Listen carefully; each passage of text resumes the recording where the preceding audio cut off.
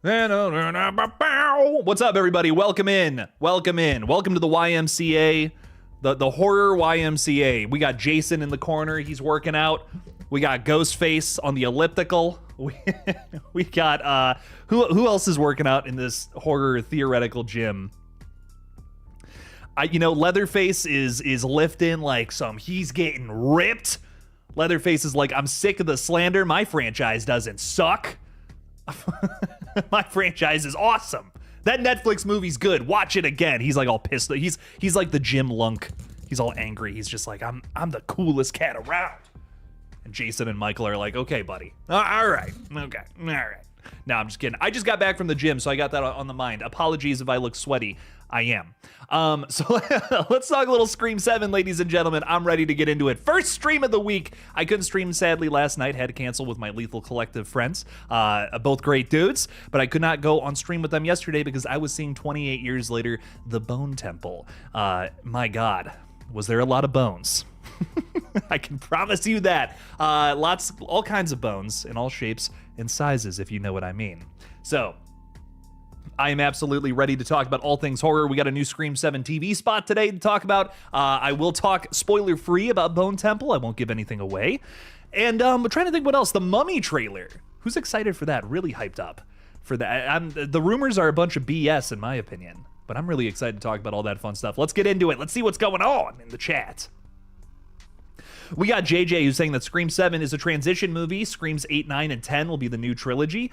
I think that where I agree with you, JJ, is I feel like Scream 7 is going to be like one of those one-off movies. I don't see him, based on some things Kevin Williamson has said, I don't see this starting a new Sydney trilogy based on things coming from the director's mouth itself. Is that right? His mouth? Would that be his? Would that be a he? His mouth? Just talking about the mouth of Kevin Williamson? I don't know. Not Randy Meeks is hanging out with us saying The Mummy will be the most underrated horror movie this year. Potentially. Got a lot of weird shit coming out the gate with this one. Big rumors surrounding this one. If you missed one of my 2 videos today, I've been a busy boy. That big rumor going around with this is that it had a bunch of negative test screenings. James Wan allegedly walked out of a screening of all this. I don't think any of this is true. I'm going to be totally honest. I have spoken with someone who would like to probably remain anonymous, that this movie absolutely rocks. I've also talked to people who have seen it early now, and they also say that it totally rocks. Not sure where any of this is coming from. So my thoughts, Lee Cronin pissed in the wrong person's Cheerios, and now there's some crazy rumor about how this movie sucks.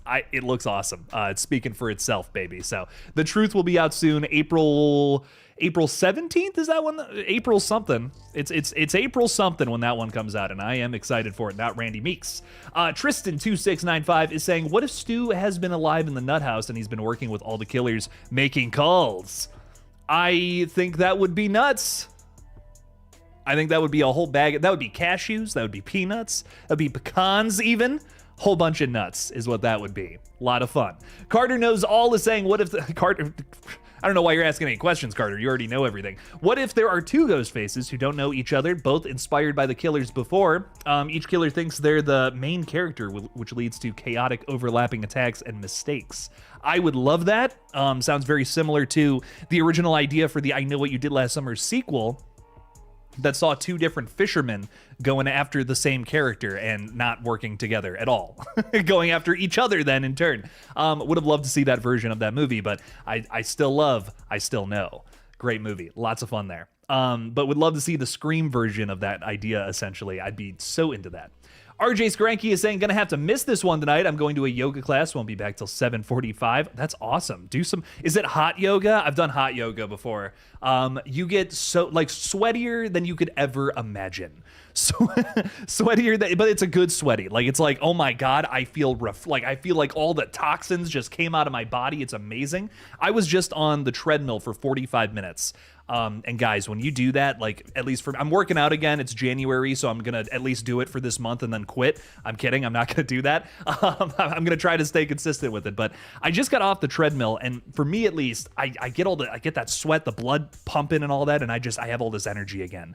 This is usually I come on here with an energy drink in me, and that's why I look like I'm a fucking madman shaking around like a leaf on a tree. But today it's just the blood is pumped. I think I should do this before every stream because I have a lot of energy and this is great. I'm gonna crash 30 minutes from now. I'm gonna crash. Everyone watch the clock. But anyways, that's awesome. Enjoy your yoga class. Thank you for stopping by, my friend. Thank you. Shot by Shot Official is saying, sup? What's up, bro? How we doing? Welcome in. Gory Tiger, what's up? Welcome in. Thanks for keeping that tiger gory. Antonis Andriotis is saying, hey, Jake, what's up, man? Vibing, sipping, talking horror. How are you?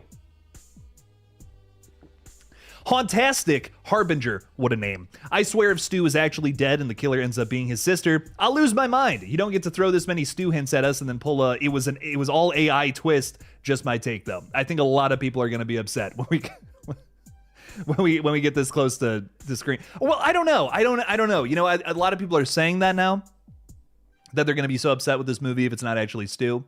But I don't know. I feel like when people actually check it out and see what it's all about, maybe that'll, you know, win people over.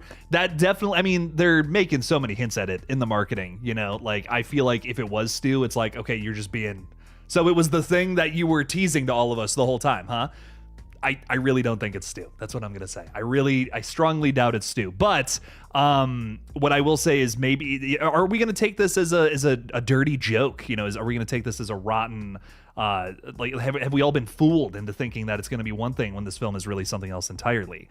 That's what I'm wondering. Like what's going to be the reaction to it? I don't know. We'll see what's up, see what happens. Erica Stabs for Likes is saying, hey, what's up, Erica? Welcome in. Welcome. Thanks for being with us. We got Kelly Stroh-Snyder, thank you for being a member. Same to you, Erica. Saying, hey there, folks. Excited we're finally getting some marketing for Scream 7. Oh, yeah. I think we're getting the new trailer on Thursday and a new poster tomorrow. Really excited to talk about it all. It's going to be fun. Very fun week of Scream stuff. So stay tuned. Lots of cool stuff on the way. Paul, Mr. Mastermind Killer, what's up? So excited for Scream 7. They did the TV teaser perfect. Not much ruined, and it's a great birthday gift for me. I agree, they didn't show too much. I like that they gave us a little more of the psychiatric hospital, which we've known about for months and months now, but not too much to the point where I feel like things are ruined. I definitely don't feel that yet. Maybe with the first trailer a little. I definitely know some people who are getting killed from the trailers, for sure. But we did get some cool new stuff today that didn't feel too, I don't know, too spoilery, didn't cover too much, just gave us a cool little couple of shots. Definitely some new scenes in there that I broke down in my recent video today, if you missed it. Totally understandable if you missed it, by the way, because I posted 2 damn videos today. I've been busy. Lots of cool things going on this Tuesday, like the embargo lifting for 28 years later, the Bone Temple. So lots to love, lots to talk about. Make sure to check out all that cool shit on the page. Maybe after, during the stream, I don't know. Whatever you want to do. Just check it out. A lot of good stuff on the page today. Spoiler-free review of 28 Years Later, The Bone Temple, and also bunch of updates on the Pooniverse, the Mummy movie, Scream 7, a whole bunch of crazy shits out on the page today. So, wow. There's enough horror content to fill up your whole night, baby. We love it. I was not eating Wingstop. I was actually going to the gym, believe it or not. So no Wingstop for me today. I have barely eaten anything today, actually. I got to get some crazy dinner after this. Maybe Wingstop, actually, Paul. So so that might still happen. Paula Fitzhenry, how we doing? Welcome in. Thanks for hanging out with us. Appreciate you. Blake Hoffman is saying, hey, Jake, do you think that the marketing department for Scream 7 should have used the new Scream 7 TV spot teaser to build it up before releasing the official trailer that we got in October? I kind of liked what they did with Final Destination Bloodlines and Scream 6, where they gave us like a little smaller teaser to kind of hype up a certain scene or sequence, whatever that was, and then get into the full trailer. I prefer that because I feel like it's like, here's this little dip, here's a little dip into the fondue of what's going on here. Now here's a little more of an entree. So I do kind of prefer that. I would have rather have gotten like a tease to us one whole sequence, like maybe just the scene of Tatum getting chased around by Ghostface. Not even a legacy character. It's just, here's Sydney's daughter, she's getting chased by Ghostface. Where's Sydney? What's going on with that? That lends itself to a lot of questions. That would have been kind of interesting had they started it off with just that. Then we had gotten like the full trailer that we got back in October, maybe today, or maybe on Thursday. Blake, I agree. I think that would have maybe built hype a little more, something a little more cryptic. We might not have had as much to talk about in the last 3 months or so, but that's not necessarily a bad thing. cryptic and not things when you don't know as much about something, but you do have like a little hint that something's going to be cool, something's going to be fun. I'm all about that shit. So I hope Scream 7 doesn't show us too much in future trailers. Of course, that probably would have been a better way to do it, but I'm just glad we're actually getting stuff. I can't complain about that. Critical Overlord is saying, Jake, watch out, Jeepers Creepers 4 is behind you. Fighting that shit off. Absolutely not. Not in my apartment, damn it. Samantha Robinson saying, hey, Jake, first week of work is going well so far. It's your first week of work? Listen, I can't do much to help with that. But what I can do is I can do membership gifting. So I'm going to send 5 of those out right now. Bam! A bam! Okay, 5 people have been gifted memberships. Guys, the reason I'm doing this now as well is not only because Samantha, it's her first week of work, and I wish she would have gotten one. This would have worked a lot better had that happened. But I sent those out because we are having a brand new video coming out at the end of this week on The Vampire Diaries, a Kevin Williamson show that I am slowly working my way through. I've just recently finished season 1, and I will have a whole nasty review of that bad boy out at the end of this week. So I'm very excited to see that. Members of the channel or Patreon supporters will be able to check that out. Tori Mayers just received the membership. Sid Gaming, Iconic 84, love that name. Sky Gene Movies and Schemes Uncovered. Ooh, okay, listen, Iconic, awesome, but Schemes Uncovered just took the gold for my favorite name. That's awesome. Schemes. I want to know about these schemes. Very good stuff. Welcome to the fold, everybody. Check out that video this Friday. It's going to be fun. I'm going back and watching a bunch of other Kevin Williamson properties that I've never seen before. So Vampire Diaries is what I'm starting with, and it's solid so far. I don't hate it. I have a lot of problems with season 1, but season 2, much better. We'll be talking about season 1 very soon. Make sure to give it a watch. Check it out. We'll be talking about it then. Very good stuff. Who else is with us? We got Sloppenheimer, keeping it sloppy out there. What's up? What's up? It's either Mark doesn't die there, or they shot him getting kicked in the TV spot before he gets bagged. I'm thinking that scene where Mark gets kicked in the TV spot is before he gets stabbed, because I think that takes place maybe after or before Ghostface gets into the house. That's my guess, because there's clearly this whole sequence where, Sydney is with her daughter, dad's somewhere else, not sure what's going on with that, and we're running around being chased by Ghostface. He's getting into the house somehow. So I imagine that, of course, we're going to split up because this is a horror movie. I know we're dealing with Sidney Prescott here, but, some of these other characters, they're probably not as smart, not as intuitive. So they're not going to make the best decisions, of course. That's just how it goes for situations like this, baby. But I am excited to find out. I definitely don't think Joel's living through this movie. That's where my money is, at least. Not Randy Meeks, my Irish friend. Thank you for the $2.49. Really appreciate that. You're saying Jenna Cannell needs to be in a Lee Cronin movie.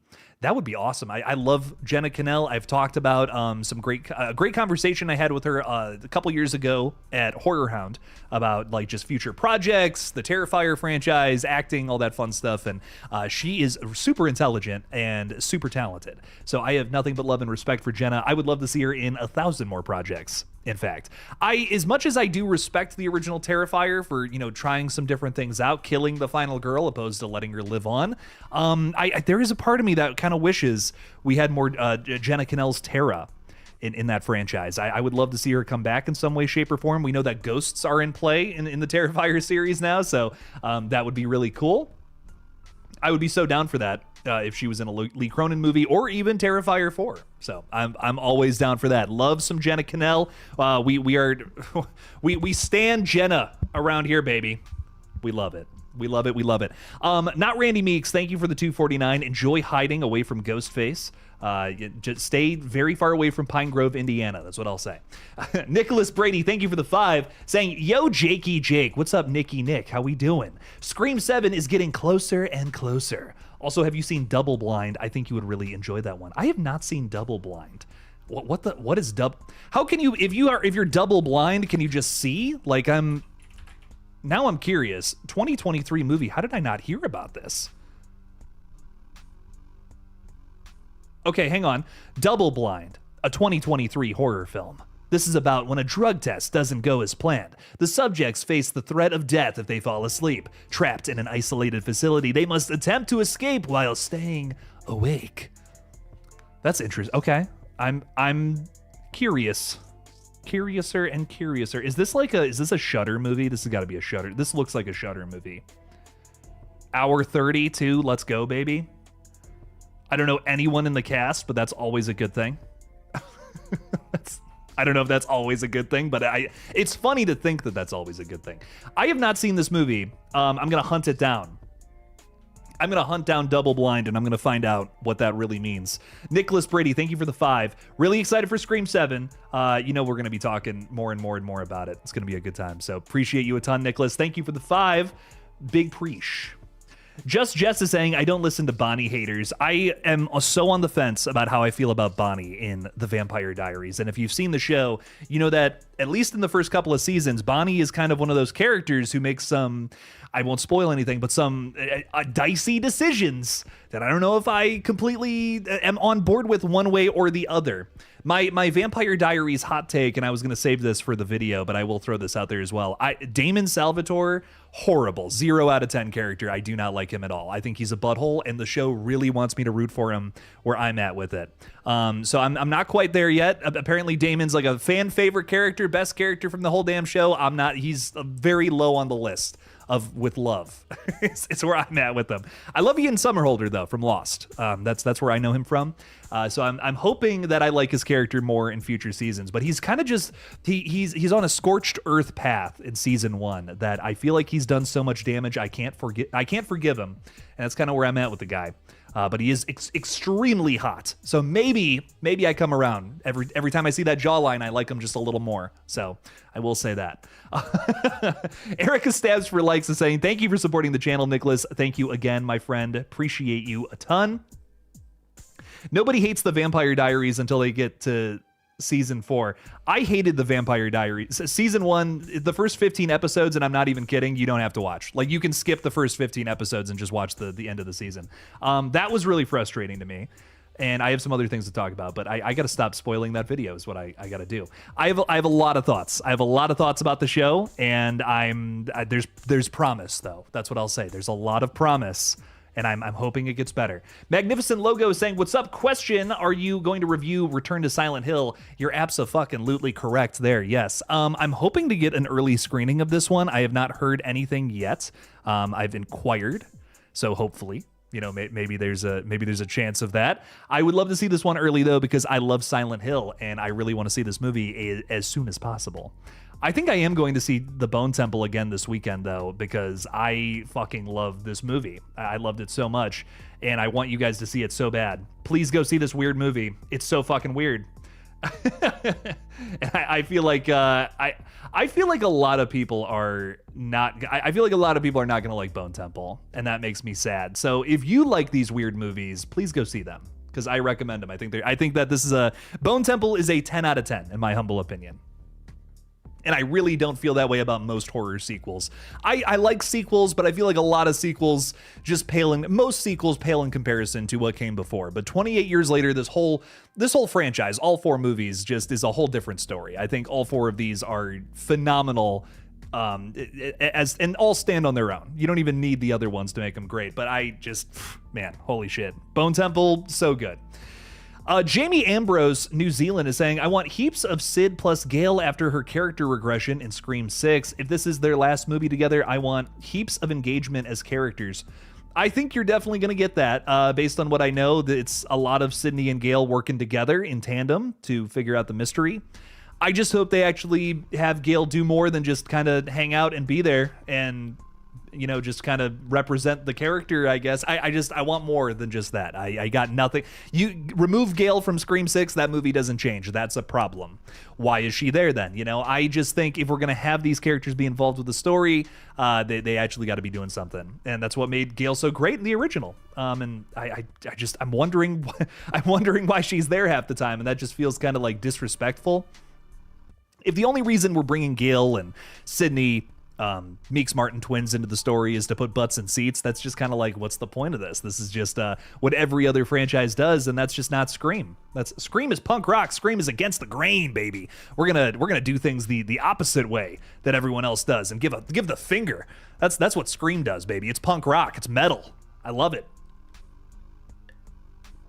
And I really hope they carry that energy into this entry, which I don't know. I'm on the fence if that's what they're doing here. I'm really on the fence. It doesn't feel that way from the marketing, from what we know about the movie. Feels very like the expected Scream Legacy sequel, Sydney and her daughter. You know, this is what I was worried Scream 5 was going to be, and now here it is with Scream 7. It's like, this is just Halloween 2018 2.0. It's the same movie. And I really hope they find a way to make it not that. You know, maybe it's just wearing the skin of Halloween 2018 to do something else. That's what I'm really hoping for. That's what I'm keeping my fingers crossed for. Faith Dorn is saying, hey, Jake, Erica, and chat. Hope everybody is having a great Tuesday. About to go into a meeting, so I'll have to catch up in a bit. Enjoy the meeting? Have a good meeting? Good luck in said meeting? You're probably not going to enjoy the meeting. I feel like meetings don't sound fun, but I hope you have a good time nonetheless. Jakey about to make a big mistakey. Oh, God. Oh, God. That's terrifying. That sounds like something a horror villain would say to me before they're going to rip my balls off or something. Mikey Damien is saying, Jake, what's your favorite Saw movie? How can I pick just one? I love all of them, even the bad ones. The Saw movies have my heart forever and always. Favorite Saw movie, dude? The one I watched the most is Saw 6. That's definitely the one I've seen the most. It's fucking hilarious. It's brutal as hell. It's I don't know. Saw 6 is it's everything. It's everything I could possibly want from a Saw movie. I love Saw X. Saw X might be best performance from Tobin Bell in his entire career. Gotta love that movie. The original is a classic. I mean, come on now. But what's the one I like to watch the most? Probably Saw 6. Oh my God, it has a direct line to everything I want from a horror movie. It's got some great commentary. It's silly as fuck. It's gory as fuck. Has some insane performances from start to finish from everybody. I mean, I think everybody gets like a moment in there to do something kind of heightened. It's great. It's just, I don't know. Soap opera storytelling does not really work for me, but it does in the Saw franchise. That is the one exception to the rule. It's that series, because I just think that everyone leans into it so much that I can buy it. You know what I mean? I think when I'm watching camp where not everyone's really buying into it, I can't get into it as much. But when you have something like Saw where everyone is just, we are leaned all the way in, baby. Like, this is the universe you exist in, motherfucker. It's grabbing you by the throat. It's like, this is Saw. Saw 6 does that, and I love it. So that's probably my favorite, but I do love Saw X. I'm a Spiral apologist. I don't think it's that bad. That's another one I'll defend. I think the original trilogy is fantastic. I think 4 is slightly underrated. 5 is overrated. 5 kind of sucks. You could take or leave 5. I don't know. I really don't. Again, I don't think I have any hatred for any of the movies. 5 and Jigsaw are like the only ones I'm just like, whatever about. I'll watch them if they're on. Honestly, Jigsaw is not that bad. I really don't hate it that much. There's just something about the Saw format that I'm in love with. Give me 10 more movies exactly like that. I will watch all of them. But yeah, give me more Saw. Bring on Saw 11. Come on, Blumhouse. What are we doing? I need some updates, baby. Come on. Give me a director. Give me something. Why are we moving so quickly on... Okay, hang on. We're moving very quickly on Paranormal Activity, and I get that, you know? That's a franchise that has just been dormant at Blumhouse for a little while now. I am excited for Paranormal Activity 8. It's a franchise that was a big part of my childhood, don't get me wrong, but I do want some updates on Saw 11. What's going on with all that? I feel like Paranormal Activity 8 just came together so fast. We got that announcement, and then like a couple of days later, they're like, oh yeah, the guy that just made that crazy A24 movie that was at a bunch of festivals. Let's have that guy do it. Cool. It was like 4 days later, we announced him, and that's great. Don't get me wrong. Like, good for him. I'm sure that Undertone movie is gonna rock. Coming out very soon here, but like, man, what's going on with Saw? Wait, is Saw still just all kinds of fucked up? I don't know. Sounds like the rights are figured out now. Like it's over with Blumhouse. I want to see a new Saw movie, man. I'm dying for it. 2023, very big highlight for the franchise with Saw X, and it's been a couple of years now. Would love to get another one of those. That would be great. Definitely one of the better horror movies I've covered on this page. I might even go so far as to say it's a top 10 from franchises that I've covered. Saw X, from everything I've covered on this page, that would be a top 10 from the big franchises for sure. Maybe not number 1, but it's up there. I love Saw X. It's great. Who else we got with us here? We got Melissa hanging out saying Scream 2 trailer today. I saw it. It was great. Only like one Saw and last, huh? Okay, let's focus on this. A Scream 2 trailer today. I saw it. It was great. You're goddamn right. It was glorious. Give us more Scream, baby. I love it. We got Acres of Movie saying Samuel L. Jackson is Loomis, or that's so funny. I love that. Can we just...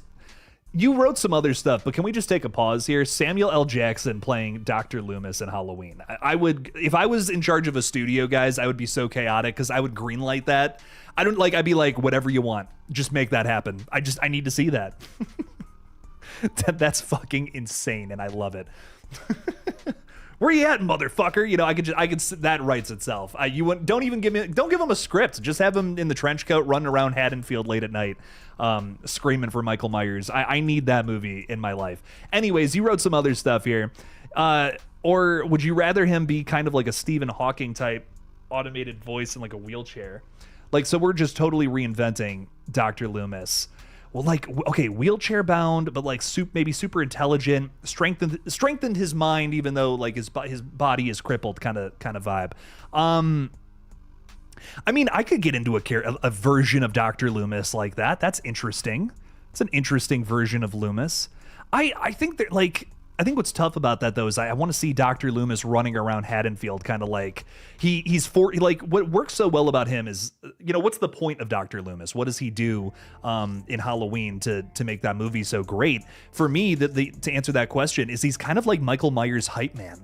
I mean, the whole time he's indirectly telling you that this is the scariest motherfucker ever, and he's been let loose on the town of Haddonfield.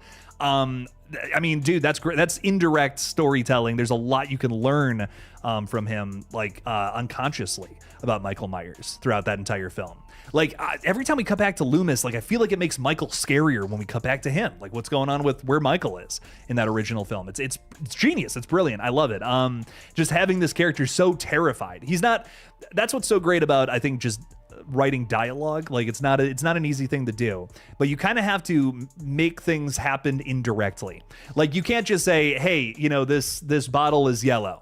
You have to be like, what's a good way to tell you this bottle is yellow without telling you? Man, you know, I hate yellow things. Now it's like, well, why did he do that? I don't know. I'm not good at writing dialogue. Can you tell? Point being, I think that you just got to find a way to indirectly tell the audience something that's going on in order to elicit those emotions. And I think Dr. Loomis is such a great creative way of doing that, is being able to build up this killer. Because I mean, if you watch Halloween without the music and you're just watching the scenes with Michael doing his thing, it's a little goofy. I'll be honest, it is. But why does it work? Why did it scare the shit out of people? Why did it spawn a franchise that currently has 13 movies? It's because Dr. Loomis is the greatest hype man of all time. Get him up on stage, give him a mic. It's awesome. I love it. 10 out of 10. No notes. Mr. Got Bars. What's up, Got Bars? How we doing? What's up? Happy Tuesday, my friend. Welcome in. Thanks for being here. Appreciate ya. Who else is with us today? We got a Troll Campbell saying Bone Temple does look good. Oh, it's good.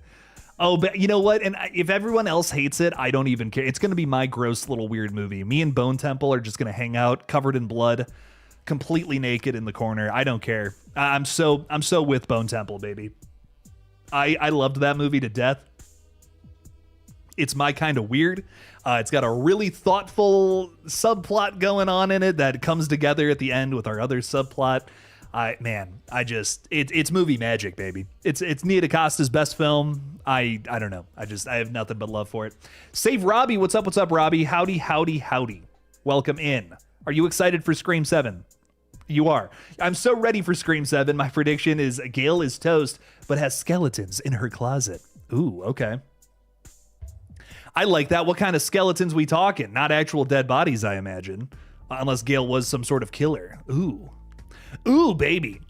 I could see Gail going. I feel like we have just kind of brought her back to bring her back in the last couple of movies. I don't know. We haven't really done much with Gail. I actually feel like killing her would be significant. You know what I mean? I want them to do something with Gail that is significant. Something where I'm like, wow, you guys remember that Gail Weathers performance? Bam. That was sweet. I think that's something that I love so much about Screams 1 through 4, is that all the legacy characters have a reason to be there, or we get some sort of progression in their storyline 5 and 6 just try to do too much, and I don't think that's to the fault of Radio Silence or the writers. I think that's just to the fault of they try to stick too close to the playbook of what everyone else is doing. You know what I mean? Like, they try to just be like, okay, well, every legacy film has new characters that the young audience can relate to, and older characters that the, you know, legacy people who saw the original back in theaters back in the day can also vibe with. And I feel like they just stuck too close to the guns with that. The requel format is slowly dying. It's in its grave weak right now. And in a couple of years, I think that casket's going to finally close. But I really just, we got to get away from the requel format, man. Every time I see a new movie that does something similar to this, I'm like, Halloween 2018 already did that, or Scream 2022 kind of already did that, or Ghostbusters already did that. You know, there's 1,000 movies just like this.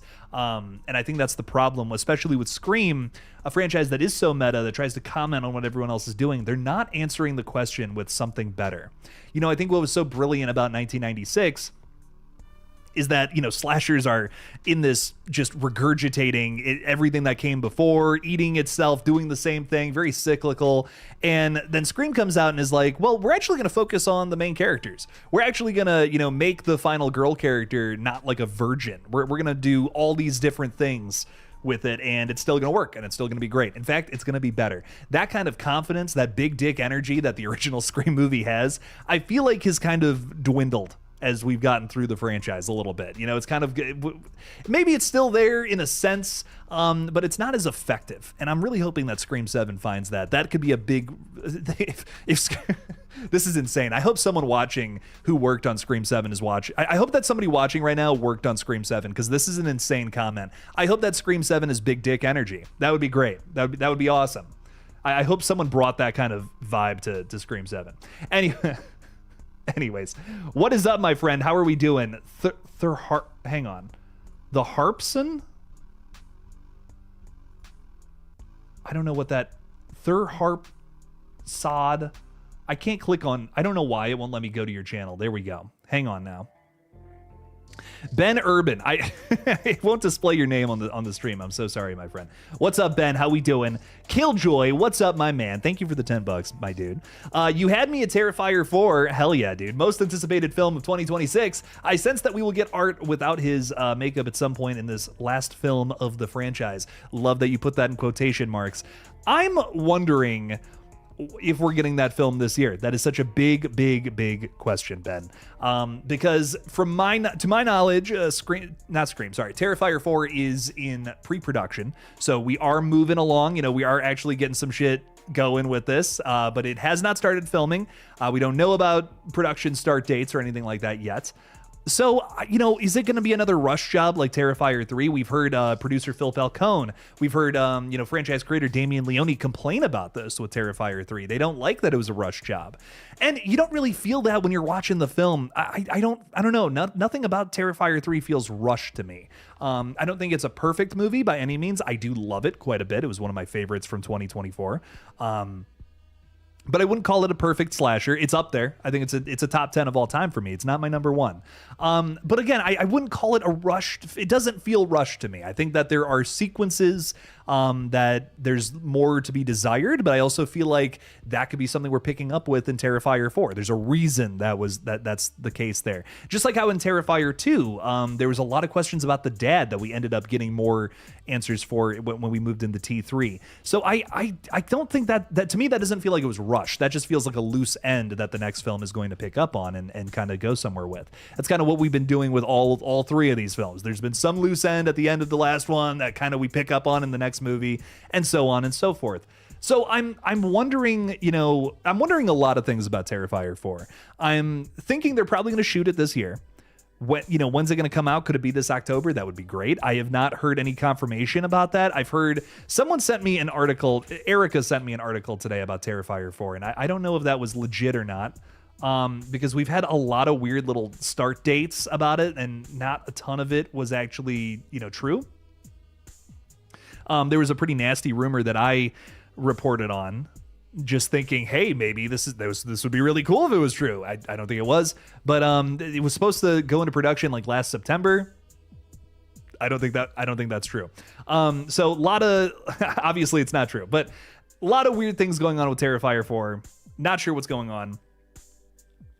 My guess is it is going to be a bigger film than what we got in the previous two. So I'm thinking that it is going to take a little more time to make this one versus what, Terrifier 3 was great. It was great. I had a lot of fun with it, but it's a slasher movie. It's not as big or as epic of a film as something like, take Lord of the Rings or something, or even 28 years later. These are epic movies. I think that's something I love about them. Terrifier 4 seems to be stepping into that arena. Again, I think that each movie has gotten bigger in a way, and I think Terrifier 4, the way that we're doing that is we're expanding the concept beyond just slasher. We're going to make this an angels versus demons kind of like all out fight, heaven versus hell, war on earth. It's like, what the fuck? This is an insane, climax to the series, essentially. So I imagine this is a movie that is going to take a little more time. I don't know if we're getting it this year, but it would be fucking awesome, I guess is what I'm trying to say. But I can't wait to learn more about this one. I want to hear about casting. I want to hear about, just updates on what the fuck is going on with this movie. Hopefully we'll get something soon, my friend. But as of right now, we're kind of just in the dark where we're in this, they're in pre-production, they're getting things ready, and I'm really, really, really excited to make it happen. So, Ben, thank you so much for the 10. I greatly appreciate you. Is it going to be the last film in the series? Probably not. Let's be honest. We're going to get more Art the Clown in the future. But my friend, I appreciate the 10. Thank you, thank you, thank you. We will absolutely be talking soon about that. I hope. I really hope so. Nightmare Files, you hated Terrifier 3? Oh man, that hurts. That cuts deep. That was my number 2. That took the silver medal home for me personally from 2024. I loved that one. Blood and guts, just a fun time, some great character development with Sienna Shaw. Lauren Lavera is amazing in that movie, maybe my favorite performance from her so far. I don't know, I really loved it. A lot of good stuff there. Bladamil, I love this name. How are you, Bladamil? Welcome in. Hello, how are you doing? How was life? Life is fantastic. How are you? Welcome in, Bladamil. Are you excited for Scream? What are you excited for? Let me know. Scream 7, Terrifier 4, Saw 11. Maybe even The Mummy, perhaps. We just got a trailer for that. A whole bunch of fun stuff. Who saw the Passenger trailer, by the way? Who went to go see the Monkey movie and saw the trailer for this?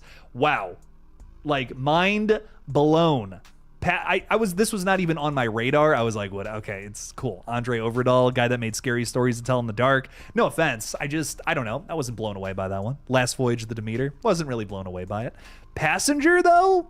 Dude, trailer looks fucking awesome. This could be maybe my favorite film of his. I'm going to be honest. So, a lot of cool stuff. I don't know if you guys saw that trailer, but wow, lots to love there for sure. Sloppenheimer is saying, Jake, I don't know if you noticed, but in the new TV spot, the "I'm not going to hurt her" quote is different.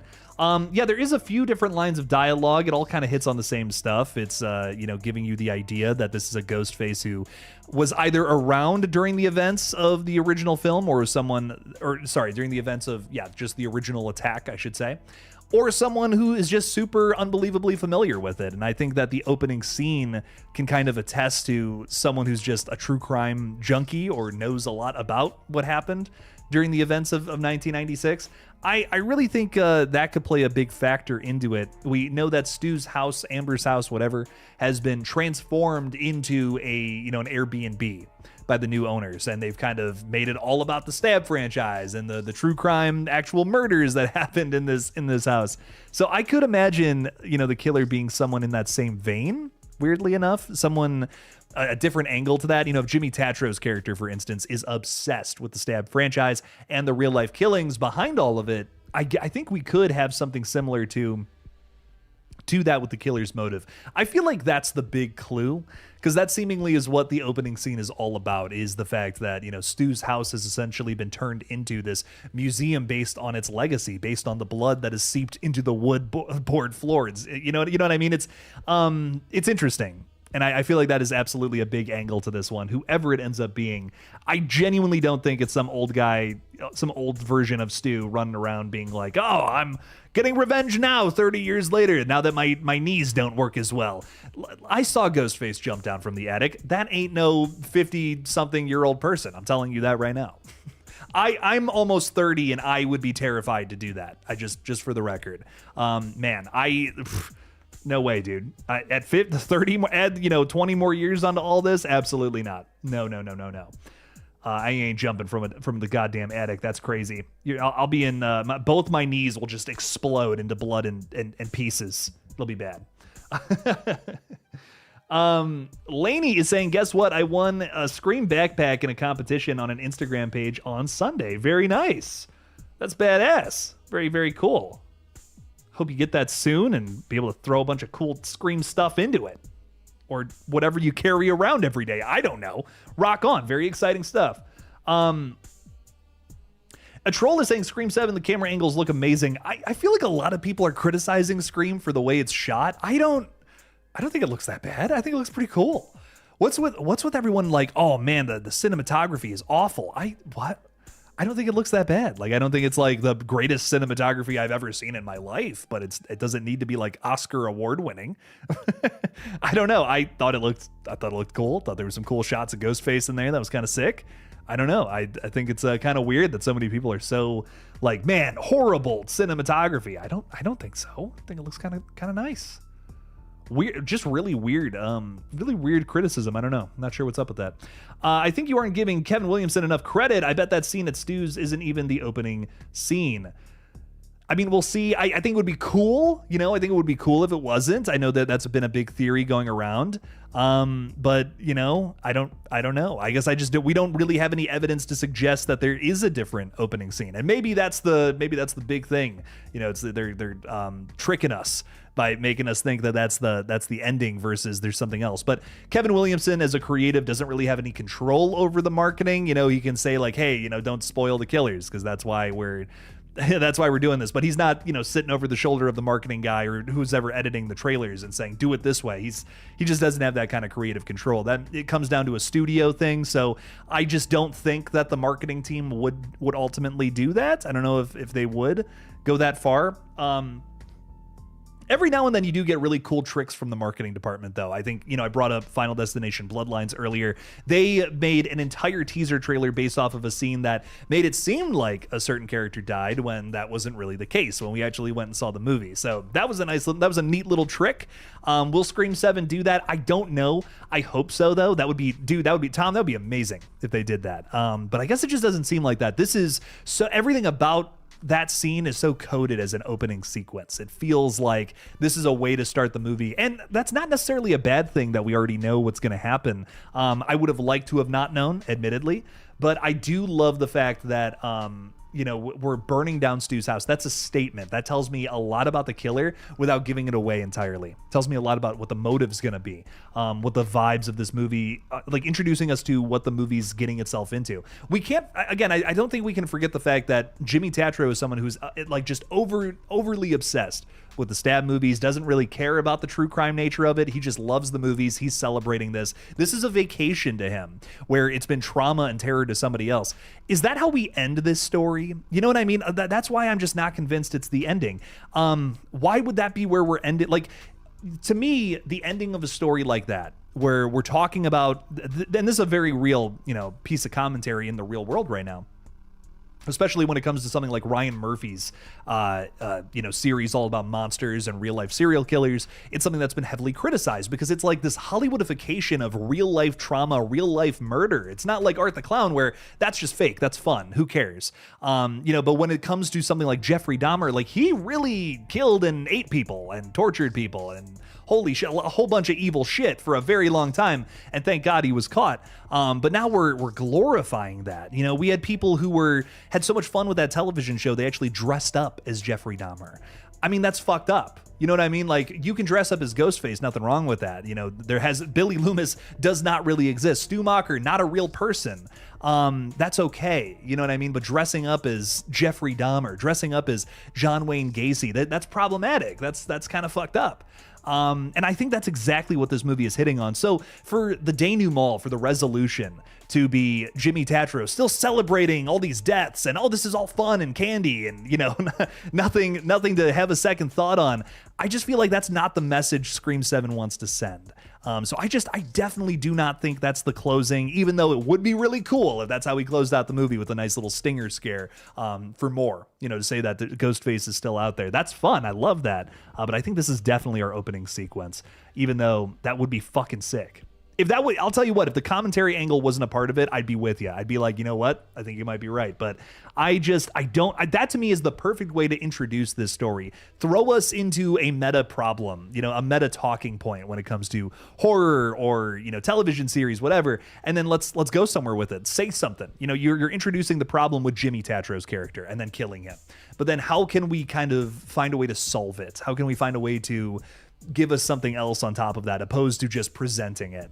I guess is my point. So anyways, Paul, throwing $50 out there. Paul, thank you.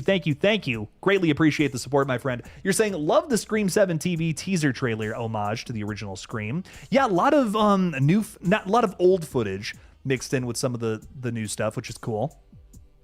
That was very nice. The TV trailer makes me even more excited to see it. Here's $50 for my birthday to you, Jake. 1/14/19. You're not telling me the year. I got you. That's all good. No worries. I guess the year I was born, and I'll send 100. Okay, hang on. $50 for my birthday to you, Jake, on January 14th, which is tomorrow. So happy early birthday, first and foremost.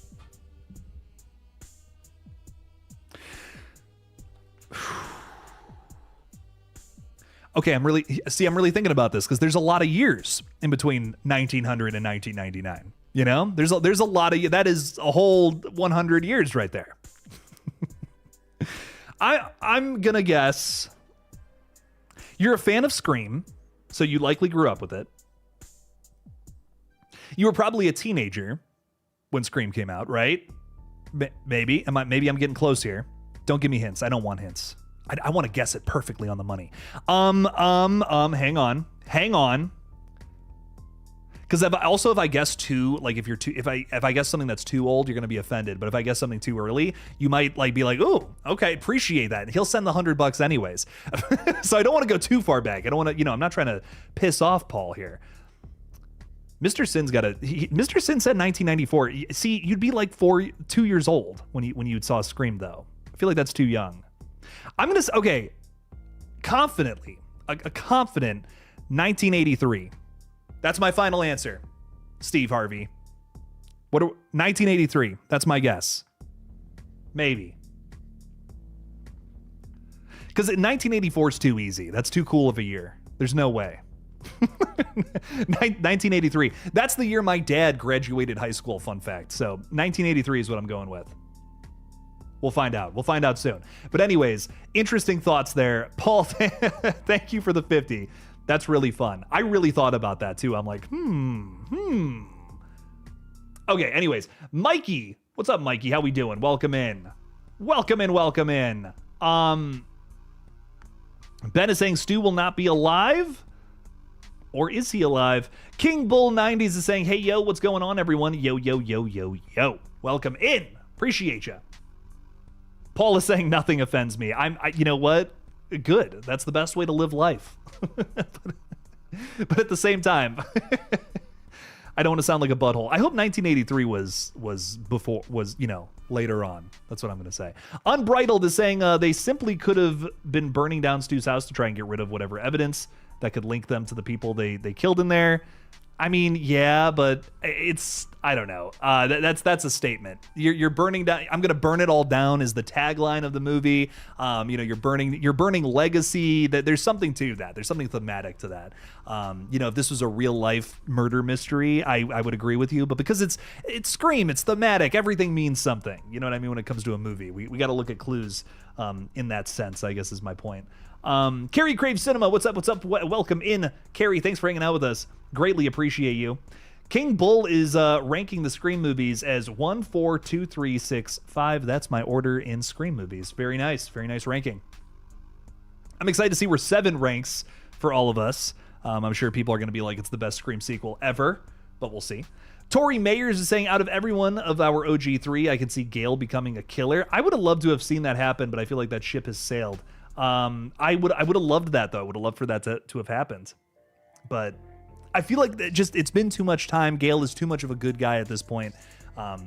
She's gone through too much, and it has. I think it's positively, like, I think she's had a pretty good life.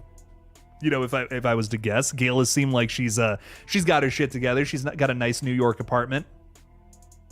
I don't know, a very successful career. I just wouldn't say that she would be someone who would want to start killing all of her friends and family. I guess I just don't see it. The Scream enthusiast is saying, did you see the new promo where Ghostface straight up admits that he/she has been planning this for a long time? Does that make you think that Ghostfaces might be previous killers? No. I think that everything about this trailer and everything about the marketing in general is trying to make us think that it's somebody from Woodsboro from the past.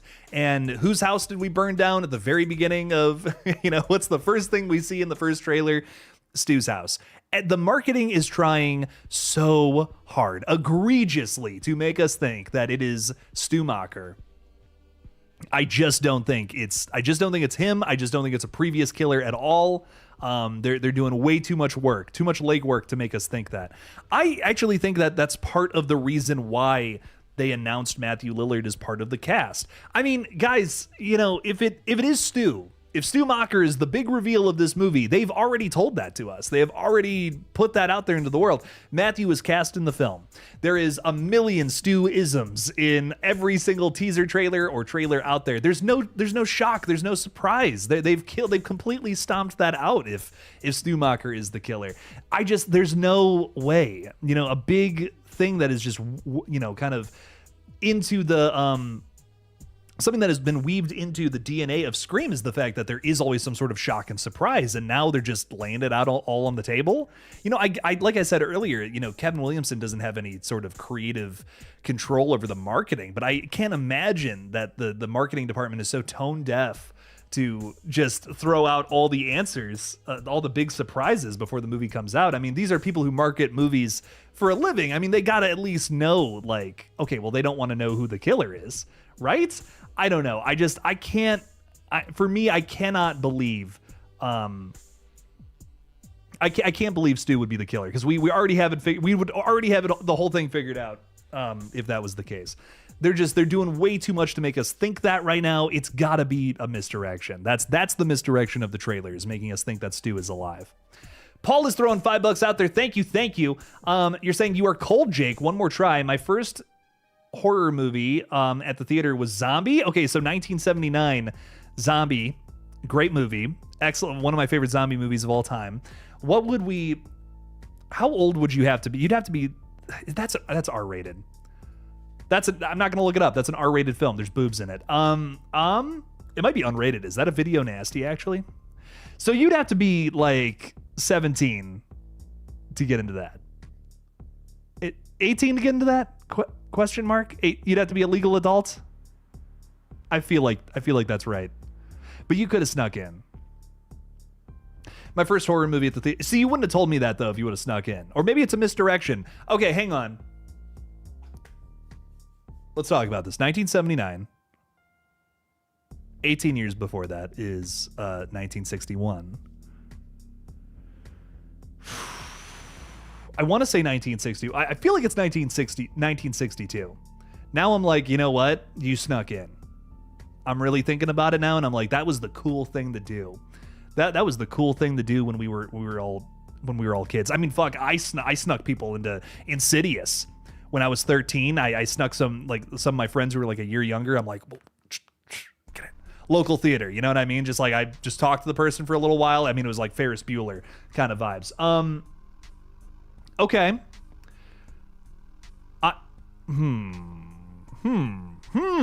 1962, final answer. You went with cousins and an aunt? Oh, fuck. So they could have just brought you in. You had the coolest cousins and aunts that they would take you to Zombie with blood, guts, and boobs. That's crazy. Okay.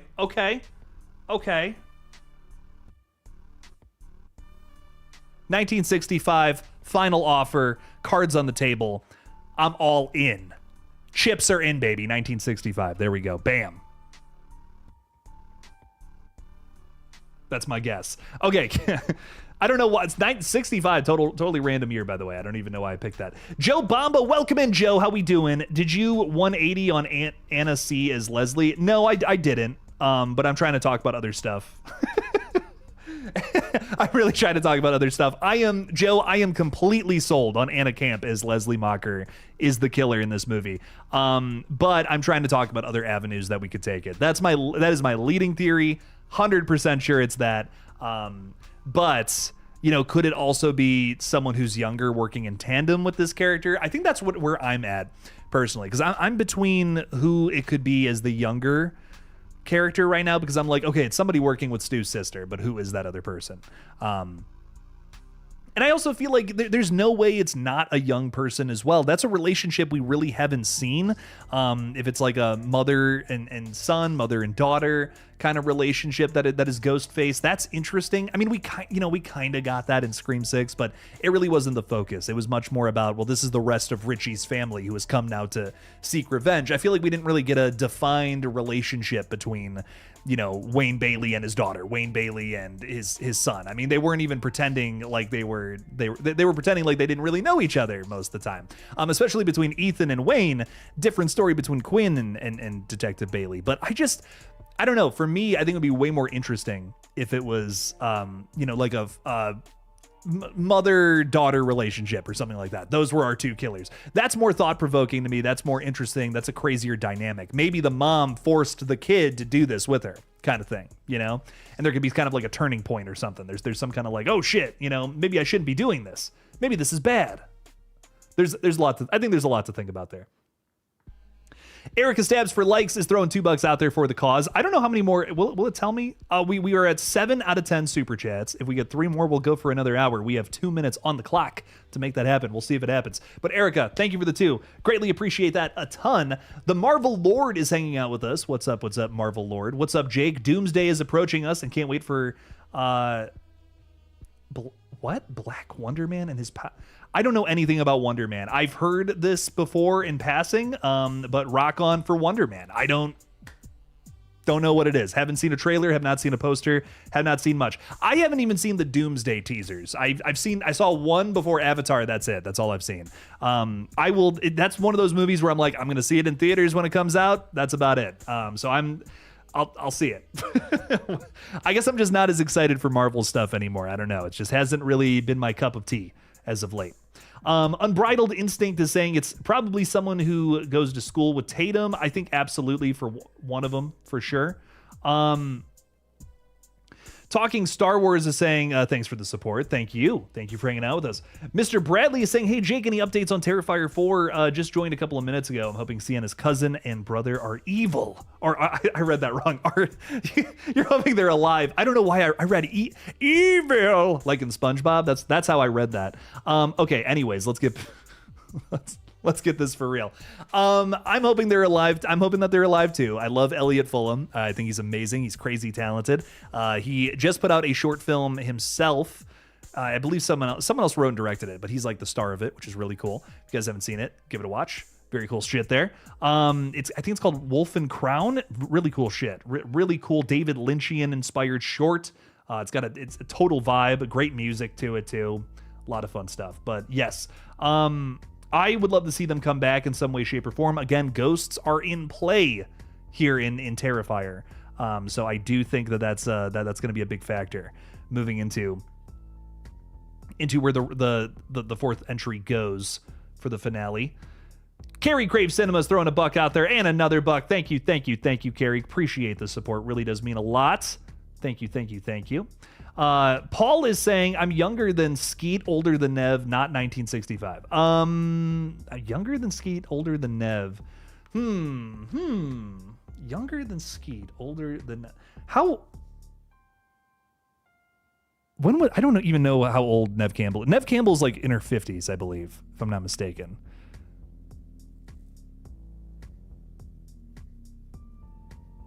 I don't know how old Skeet Ulrich is. I feel like, I don't know. Not 1965. You saw Zombie in theaters, 1979. There's no way you were like that young when you saw. I mean, dude, there's there's a lot going on in that movie that like a 12-year-old should not see. Or maybe you did see that, and maybe you were exposed to it super young, and you're like, oh man, this is why I love horror. 1967, but that's like, bro, you were 12. 1967 is a guess. I feel like there's no way. No way, it's too much older. I don't know. We'll see. 1967 is going to be my next guess. But thank you for the 2, Paul. I appreciate it.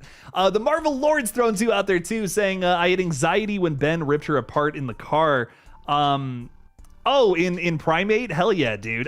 Primate was a ton of fun. I had a really good time with that. We're off to a really good start for horror, by the way, ladies and gentlemen. I'm so glad because there's been a lot of fun stuff to talk about. Primate's been one of them. I had a blast with this movie. Look, it's the dumb, turn your brain off kind of horror that I feel like we kind of get one of these every single month. Or every single start of the year within January. January is a dump month. I still love it. I still think it's a great month for horror because we will get these weird ones every now and then that really work. Primate for me is like one of those. I loved Primate. I had a really good time with it. Again, is it going to knock your socks off? Absolutely not. But it is a really fun movie. I had a really good time with it. Holy fucking shit. Paul, thank you for the 100. Paul sent $100 even though I'm just wrong with every single guess. 1972. Paul, thank you so much. $100 is crazy, man. I really appreciate the support. Thank you. That really goes a long way, dude. Thank you so much for that. Wow. Dude, thank you. I can't stop saying it. Thank you. Again, guys, it's because of these streams that I'm able to keep doing this. The reason I'm able to do it full time, it's because of a lot of you who are so generous on these streams. I seriously just, I can't thank you all enough. So thank you for keeping things, thank you for keeping things going around here. And I'm really excited to be hopefully hitting 40,000 subs very soon here. I want to make that happen before Scream 7 drops. And I think that would just be really cool. So, Mr. Paul, you are officially added to the 100 club. That is so cool. That's only happened a few times, guys. So this is a rarity. This is a rarity. Paul is officially part of the club. I'm gonna have to make like some sort of banner. I don't know if Lighting Ghost is still around here, but I remember Lighting Ghost one time dropped like a 100. I'm gonna have to make like a plaque. Everyone who's like sent in 100, well, you'll be immortalized on the set. That's what we're gonna do. That's what we're gonna do moving forward. Paul, thank you again for that. It really goes a long way, especially in weird little months like this. So I greatly appreciate it. Thank you for being around since 1972, spreading love, spreading joy, spreading the horror, baby. We love it. Thank you for the support. Let's Scare Tiffany to Death is throwing $3 out there as well. Rest in peace to TK Carter, played Knowles on The Thing. No way, dude. Knowles? Oh, that's super. That's fucking tragic, man. That's terrible. Rest in peace. That must have just happened. I haven't seen anything about that. I just, my whole day has been editing. Man, that's terrible. Died on the 9th. Okay, this happened a couple of days ago. I totally missed this. Oh, it's really tragic. Recent health issues before his death. No, that's sad. 69 years old, 69 years young. It's really tragic. He's a really underrated part, I feel, of The Thing. You kind of forget how long into the Thing this character lasts, and I've always the more I watch The Thing, the more I appreciate every single character. So TK Carter, man, big bummer there. That kind of bums me out. I'm gonna be honest. I'm pretty sad about that one. The Thing's one of my all-time favorite just movies, even outside of horror. I've seen it 100 times. It's a masterpiece. It's so good. Wow, that's a major bummer, dude. Tiffany, thank you for throwing that out there. Thanks for throwing some love toward Knowles. Thank you for the 3. I'm gonna have to watch the Thing again. No complaints here. Hauntastic Harbinger is saying that Primate was pretty fucking sick. The suspense was on point, to say the least. Absolutely. Definitely was pretty scary and fun. You know, I think it was just a really fun, like, little horror watch. I'll probably buy it. Can I be honest? I'm probably gonna pick that one up. That's gonna be a great one to have on the shelf.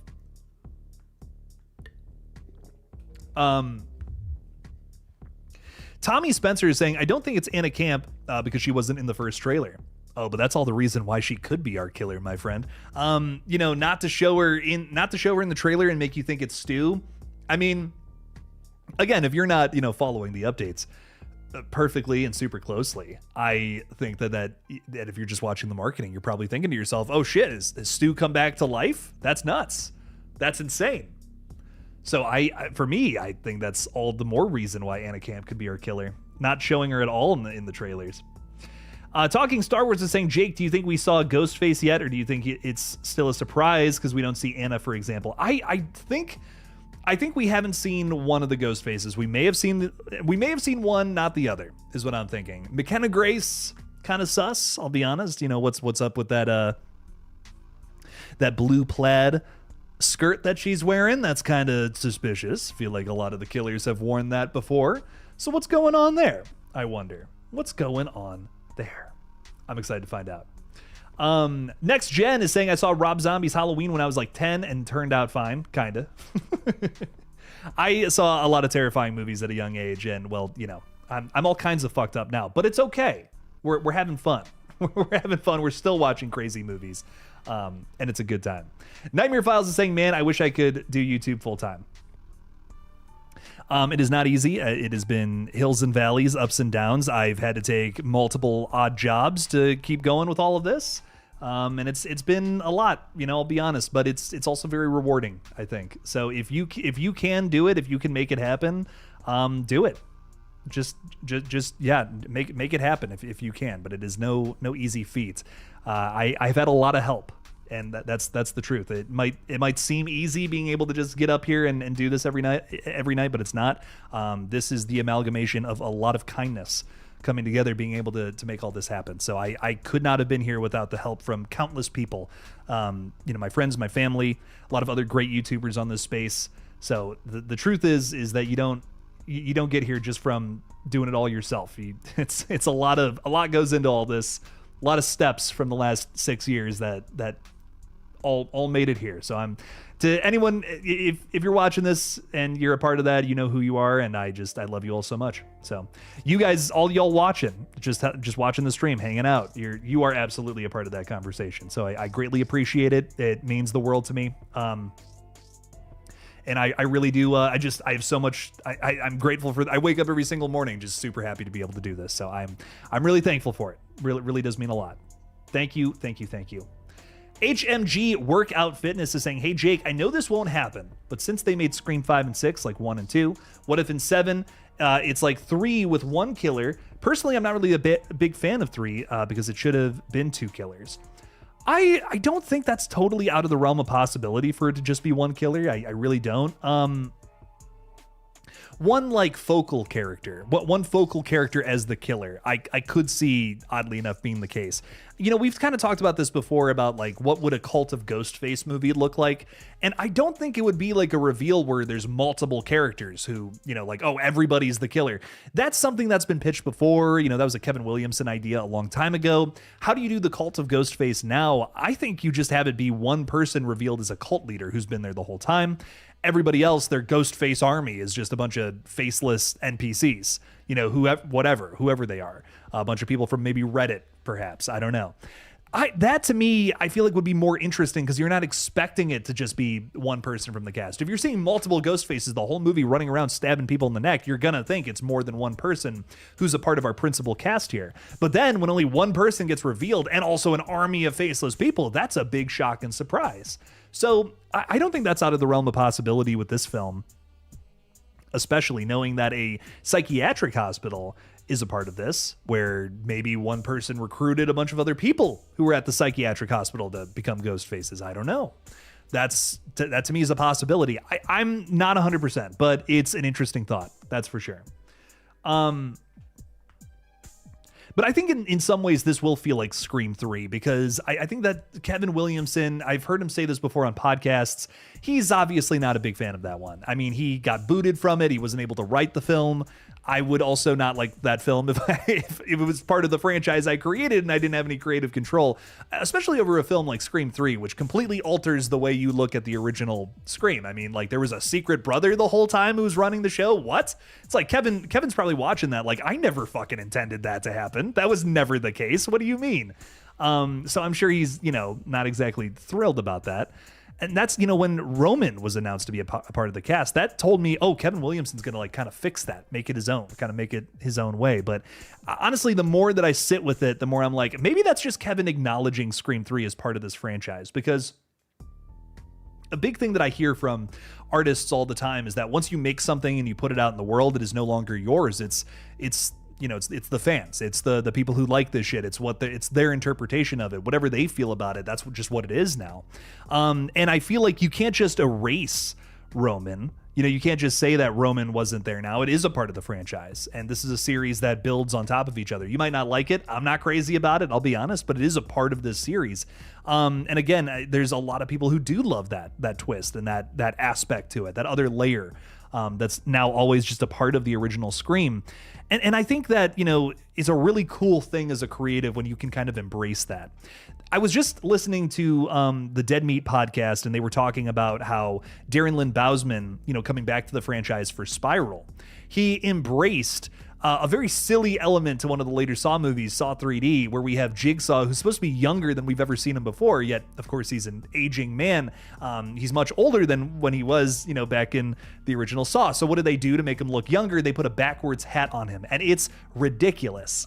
I mean, it's memed to death. You've probably seen, even if you haven't seen the Saw films, you've probably seen this picture of John Kramer with a backwards hat on. So what did they do in Spiral for a sequence where Chris Rock has to be younger for a little flashback?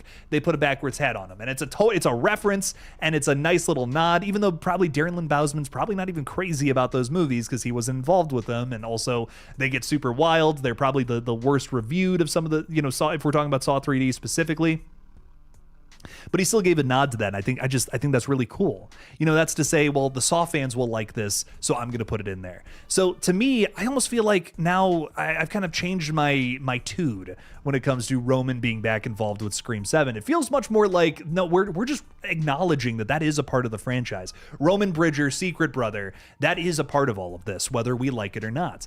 And a lot of the fans do like Roman. So, I mean, you guys have heard me talk about Silver Princess, who drops into the stream every now and then, and will just come in, say, hey, Roman's the strongest Ghostface, get fucked. That's an awesome person who comes into the stream every now and then. We get that little message, they go away. I don't know. I hope that person's okay. I'm terrified of this person. The Silver Princess is honestly the person in the chat I fear the most. But I guess point being, I actually think it would be kind of cool if Kevin Williamson incorporated Roman into this story in some way. It's a tip of the hat. It's to say, you know what? I might not really care for that movie, but it is a part of this franchise and the fans love it. So that to me is just love. I vibe with that quite a bit. I spiraled out of control with that whole rant. Sorry. But I do think there will be a part of this movie that feels like Scream 3, I guess is my point. Anyways, back to it. Joe Bamba throwing two out there saying $100 Ghostface Prime my $2 Richie's Pizza napkin. What? Ghostface Prime my $2 Richie's Pizza. You want the napkin that Richie wipes his mouth with in Scream 5. Is that what you're telling me right now? I'd pay $100 for that. I would make that happen. I could clone Jack Quaid. I could have all kinds of Jack Quaids just running around. That would be, the world would be significantly better if there was another Jack Quaid, just for the record, in every way, shape, or form. Joe, thank you for the two. That's crazy. That's crazy is what that is. That one kid, 2792, is saying, I just watched your Scream 7 TV promo vid. What if someone gets killed during the live play? Maybe the audience thinks it's a part of the act until it gets too real. It would be a nice homage to Scream 2. That could be cool. I absolutely think that would be sick. It looks like the lights are on, like stage lights on a set, so I could totally see that being the case. I'm just wondering how Ghostface could come on the stage. I don't know. Maybe Ghostface has a different costume on, kind of like in that Scream 2 sequence, right? That's not out of the realm of possibility at all. That could be fun. It does feel very Scream 2 to me. I hope they find a way to just, again, make it their own kind of thing. I hope it's not just a stabby stab either. Give me a little more than a stab to the neck or the face. When Ghostface gets environmental kills, that's so much fun. I especially love the ladder sequence in Scream 6. That is such a high point of this franchise in terms of, people dying. I would love to see that with another environmental kill somewhere, somehow, some way. Davey Deathray is with us saying, hey, everyone. What's up, Davey? Welcome in. Thank you for being here. So much love. Yo. How we doing? You've got Maul. I love that. Who do you think is who do you think is in the mental hospital from the new trailer? From what I know, it sounds like it's just going to be some random character who ends up getting run over by Gale's car. And I think I already talked about some random actor who is playing said character. I don't even remember the fella's name, but it sounds like it's just going to be some character who is essentially kind of a crappy Ghostface, gets run over by Gale. They're just like, fuck this shit. And then they realize there's more to all of this after they run over Ghostface. So I'm excited to find out. I'm excited to see the scene in question. I hope it lands. I think we can talk about stuff, but execution is really everything. I'm hoping that this scene doesn't come off as too campy, because that's a big thought going through my brain right now. It feels very campy. And there's a way that they could fuck this up, and I hope they don't. Ghostface Killer is saying, I feel like McKenna is going to get the Olivia treatment at the school. That absolutely could be the case too. She's pretty suspicious, so I feel like if she dies, that might be where the red herring dies too. So I hope she doesn't die too early on. I like when a red herring dies right before the killer reveal. That's the best. Or if a red herring just lives through an entire movie, because I'm already suspicious of her. They put that in the trailer for a reason. I mean, with the blue flannel. Come on now. There's no way they weren't going to be like, oh, the fans are definitely going to be suspect. Come on, yeah, the fans are suspecting. So I hope she doesn't die too soon, because she is definitely somebody on my radar for being underneath the mask. King Bull is saying, if Stu isn't alive in this movie, as long as it's good flashback scenes and not just AI, I will be entertained. With that, so will the fans. He needs to be on screen. If not, this will be a failure and a waste. I don't know if it'll be a failure and a waste. I will say I think it would be disappointing if they announced that, Matthew Lillard is back as Stu Macher and in some way, shape, or form he doesn't show up on screen. Personally, it won't ruin the movie for me, but it will be a little negative, a little something I'm definitely going to bitch about for a minute in my review about. I want them to tell a good story, I want them to tell a good story. I want them to have a good murder mystery. These are basic principles of a good Scream film, and I feel like we're starting to get away from that. I feel like we're weirdly not wanting to tell murder mystery stories in this series of all series. It's just like, bro, the one thing you can't change about Scream is the fact that it's a murder mystery. You're looking for a killer each time. That's part of the fun. I don't know. Scooby-Doo is great because of the characters too, but if they weren't looking for some ghost, some person underneath a mask, what would the show be? I need that. I need that as part of this. This is adult Scooby-Doo in a way. So we got to have a good mystery. Otherwise, what are we doing here? So I really hope we have a good mystery. We're looking at everybody who's a part of the case, and it's like, could it be that person? Could it be that person? It's not just a sucker punch ending. I really want to be able to be fooled by a killer. I want that shock and surprise. I think whether we like it or not, twists and shocks are a big part of this franchise, a big part of why we keep coming back to, hopefully see these for the first time and not get them spoiled. So I really hope that's a big part of this one. Really keeping my fingers crossed we have a lot of those moments. Ben is throwing 5 out there. Thank you for the support. You're saying, imagine if McKenna Grace is Anna Camp's daughter. I could see that being the case. They look pretty similar. Who is being forced to Ghostface. I love that. By her mom, who also ghost faces. A reluctant killer would be new. I completely agree. That would be so much fun to have a ghost face who kind of maybe turns on the other. I don't know. Maybe a ghost face who lives through the movie because they go on a bit of a redemption arc. What if McKenna Grace isn't necessarily behind the killings, but she's forced to be a part of this? She's forced to stay silent. And she's still a character that is punished at the end, but doesn't get killed. I think that would be interesting, because it's to be complicit in a Ghostface murder is just as bad as being a Ghostface killer, in my humble opinion. So someone like McKenna Grace could live with that guilt. Maybe be someone who is ultimately taken to prison at the end, but not killed. That could be interesting That could be an interesting route to take it. I'd be down for something like that. Maybe helps in the end, but still gets arrested kind of vibe. I would a reluctant Ghostface. I totally agree that would be new. Kind of being forced into it. And if again, this movie is so Stu coded. Like we are so like Stu is such a big part of what is going on in this film. There's a lot of Stu isms. We're at his house. I feel like we're talking about him a lot. There's a lot of AI commentary regarding Stu Macher. Could we kind of build on that by having a character who is also peer pressured into doing this? But then, takes a different route than Stu and doesn't have those misogynistic antics that Stu Macher very clearly expresses in that original film. If it's towards Tatum, if it's towards Sydney at the end, I feel like that could be interesting. That could be a different kind of killer, a different kind of character. Ghostface with a redemption arc. I'm into it. Personally, I'm very into it. So, Ben, thank you for the 5. I greatly appreciate the support. Really does mean a lot. And a good question at that, too. A good idea. AMC, welcome in. 2 seconds, my friend. How are you? What's up? When's the last time we used TERRIFIER? I don't.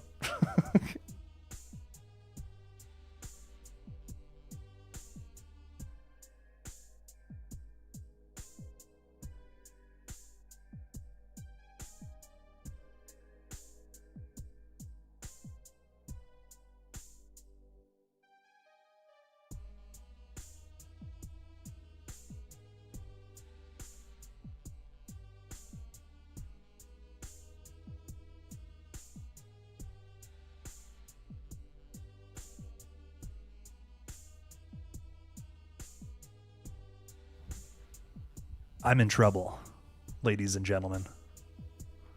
I'm sleeping on the couch tonight, is what's going on. That's too funny. That's too funny. Oh man. AMC, how are you, my friend? Welcome in. Welcome in. You're saying, hey, Jake, did you ever watch the movie Nefarious? Haven't heard many people talk about it, but Sean Patrick Flannery gave an amazing performance. I feel like someone else on the stream has brought that up. Has brought that up. Nefarious. I definitely feel like I've heard this. Oh, you know what? I've absolutely seen this on like Shudder or something. This is a Shudder movie. Because I've 100% seen that poster before. I'm on like, listen, if I need a horror movie to watch and like something new, I'm either on Shudder or I'm on Tubi all the time. There's always some weird ass shit on both of those. Okay, this is interesting. I'm gonna have to give this one a watch. It's about Nefarious. The plot description for Nefarious reads: On the day of his scheduled execution, a convicted serial killer tells a psychiatrist that he's a demon who can possess tells a psychiatrist that he's a demon who can possess his body. This is crazy. I love this. As the evaluation ends, he also tells the doctor that he will soon commit 3 murders of his own. That's crazy. This is a cool idea. Okay, I'm all about this. Really cool fucking idea. Concept alone, I'm hooked. Definitely down for that. Okay, rock on. I'm here for it. I'm gonna have to check out Nefarious wherever that is. I'm gonna have to give that a watch. Jake, some of us can read lips. Did you? What did I say then? What did I say then, Paul? Let me know, because I said something really funny to Madison. I'm curious if anyone knows what I said. Ben is saying, imagine a scene where McKenna Grace is being coerced by Anna Camp to murder Tatum and she's fighting it, causing tension between the villains. I like that idea. I like that idea too. I want to see, that's a big thing I want to see from this movie. I want to see a relationship between ghost faces that is something different than before. Again, I really liked in Scream 5. It felt fresh. And something, I feel like something we didn't really explore with Scream 4 as much as I would have liked. A couple that is Ghostface, and how, that's kind of, there's a toxicity there. There's there's not necessarily one person forcing another, but 2 people who kind of have like a similar agenda and are coming into this at the same time with 2 very different personalities, but have a reason to be doing this for different, I don't know. It was cool. I liked Amber and Richie's like whole kind of relationship. It was fucked up, and it was thought provoking. And I feel like I didn't get enough of that with Jill and Charlie in 4. So to kind of explore that a little more in 5, I thought was interesting to me. So, moving into Scream 7 now, is this, what kind of relationship are we talking about between our two ghost faces? Is this a mother and daughter who's doing it? I think what I'm sick of with Scream is I hate when it's like some random character's sister, mother, cousin, whatever. And I think we're probably going to get Stu's sister here as the killer. But, would it be cool if the focal point of this was not just that she was Stu's sister? Just like the fact that Jill is Sydney's cousin. That's not really the focal point of Jill. The reason I love Jill so much is because of what her motive ultimately ends up being. What her relationship with Charlie is. That is still a big factor to it. She's just doing everything she can to get likes, followers. She doesn't need family or friends. She just wants people to celebrate her, which is so fucked up. And that's interesting to me because it's like that's nefarious right there. That's lemon scented evil. Why is this mom? If you're talking about this is the relationship, a mom and her daughter who are going Ghostface. Why is this mom forcing her daughter to kill people? That is a really fucked up and interesting story. I'm sold on that. You know what I mean? I'm sold on the drama that can come from something like that. I'm sold on the conversation, the coercing someone to do it, forcing someone to kill somebody. That's a thoughtful, fucked up thing, and I'm all about like a storyline like that. There's a lot you can do in a third act, I feel, when it comes to something like that. So I want to see a cool. I don't want to just see it being like, oh, it's Stu and his sister killing. I don't care. I want to see new characters have their time in the sun. I want to see new characters have their spotlight. Scream. Whenever you make a new Scream movie, you have to reinvent the Ghostface killer every single time.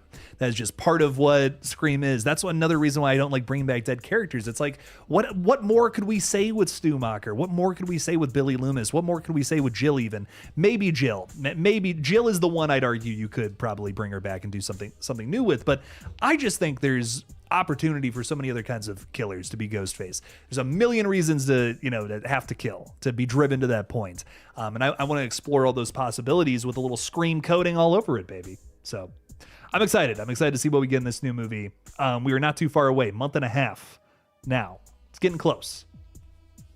Sarah Campbell has been a member for 25 months. That's a little over 2 years, baby. Sarah, thank you so much for the support. I greatly appreciate that. You're saying popping in to say hello. Hope all is well. Loved the TV spot today. I did too. Thank you for hopping on. Greatly appreciate you. Thanks for being with us. We are absolutely going to have one big gigantic Scream panel at some point before 7 comes out, just talking about all this crazy shit, because there's a lot to talk about, lot to break down, lot to get into, lots of theories. So I'm excited to see what everyone has to say. But Sarah, I hope you're excited for Scream 7. Hope you're enjoying all the marketing, all the fun stuff that's going on around the film as well. It's time. I mean, we're basically there. I'm really excited to finally watch this one soon. Sarah's saying yes to a Scream stream. I want to get a big panel going before 7 comes out, like maybe top of February. Would love to make that happen with a ton of just Scream people all screaming at each other about Scream. So there you go. Deadshot is throwing $2 out there. Thank you, Deadshot. Thank you for the support. Did you hear about a new Saw game being announced? A AAA Saw game at that. Yes, I am really, really excited for whatever the fuck that's about to be. I need some more Saw in my life, so I will take a video game. There we go. Rock on. I'm so unbelievably excited for that. There is already some Saw video games, which I have not played. I've only ever read about based on some storylines that end up happening there. But I definitely want to play like a new Saw game. Like that sounds fun. Maybe this could be like a tie-in to whatever the new movie story is going to be. But whatever it ends up being, I will be playing it. We will absolutely be checking that out. I'm going to try to get a gaming stream out at some point. I don't know when this week, but we're speaking of which, but I do want to get moving on that at some point. Speaking of which, very soon here, we will be playing Resident Evil on the gaming page. The new Resident Evil game drops the same day is Scream 7. So that weekend is going to be very, very, very busy. I will be playing Resident Evil nonstop. I will be streaming about Scream 7 nonstop. It's going to be crazy.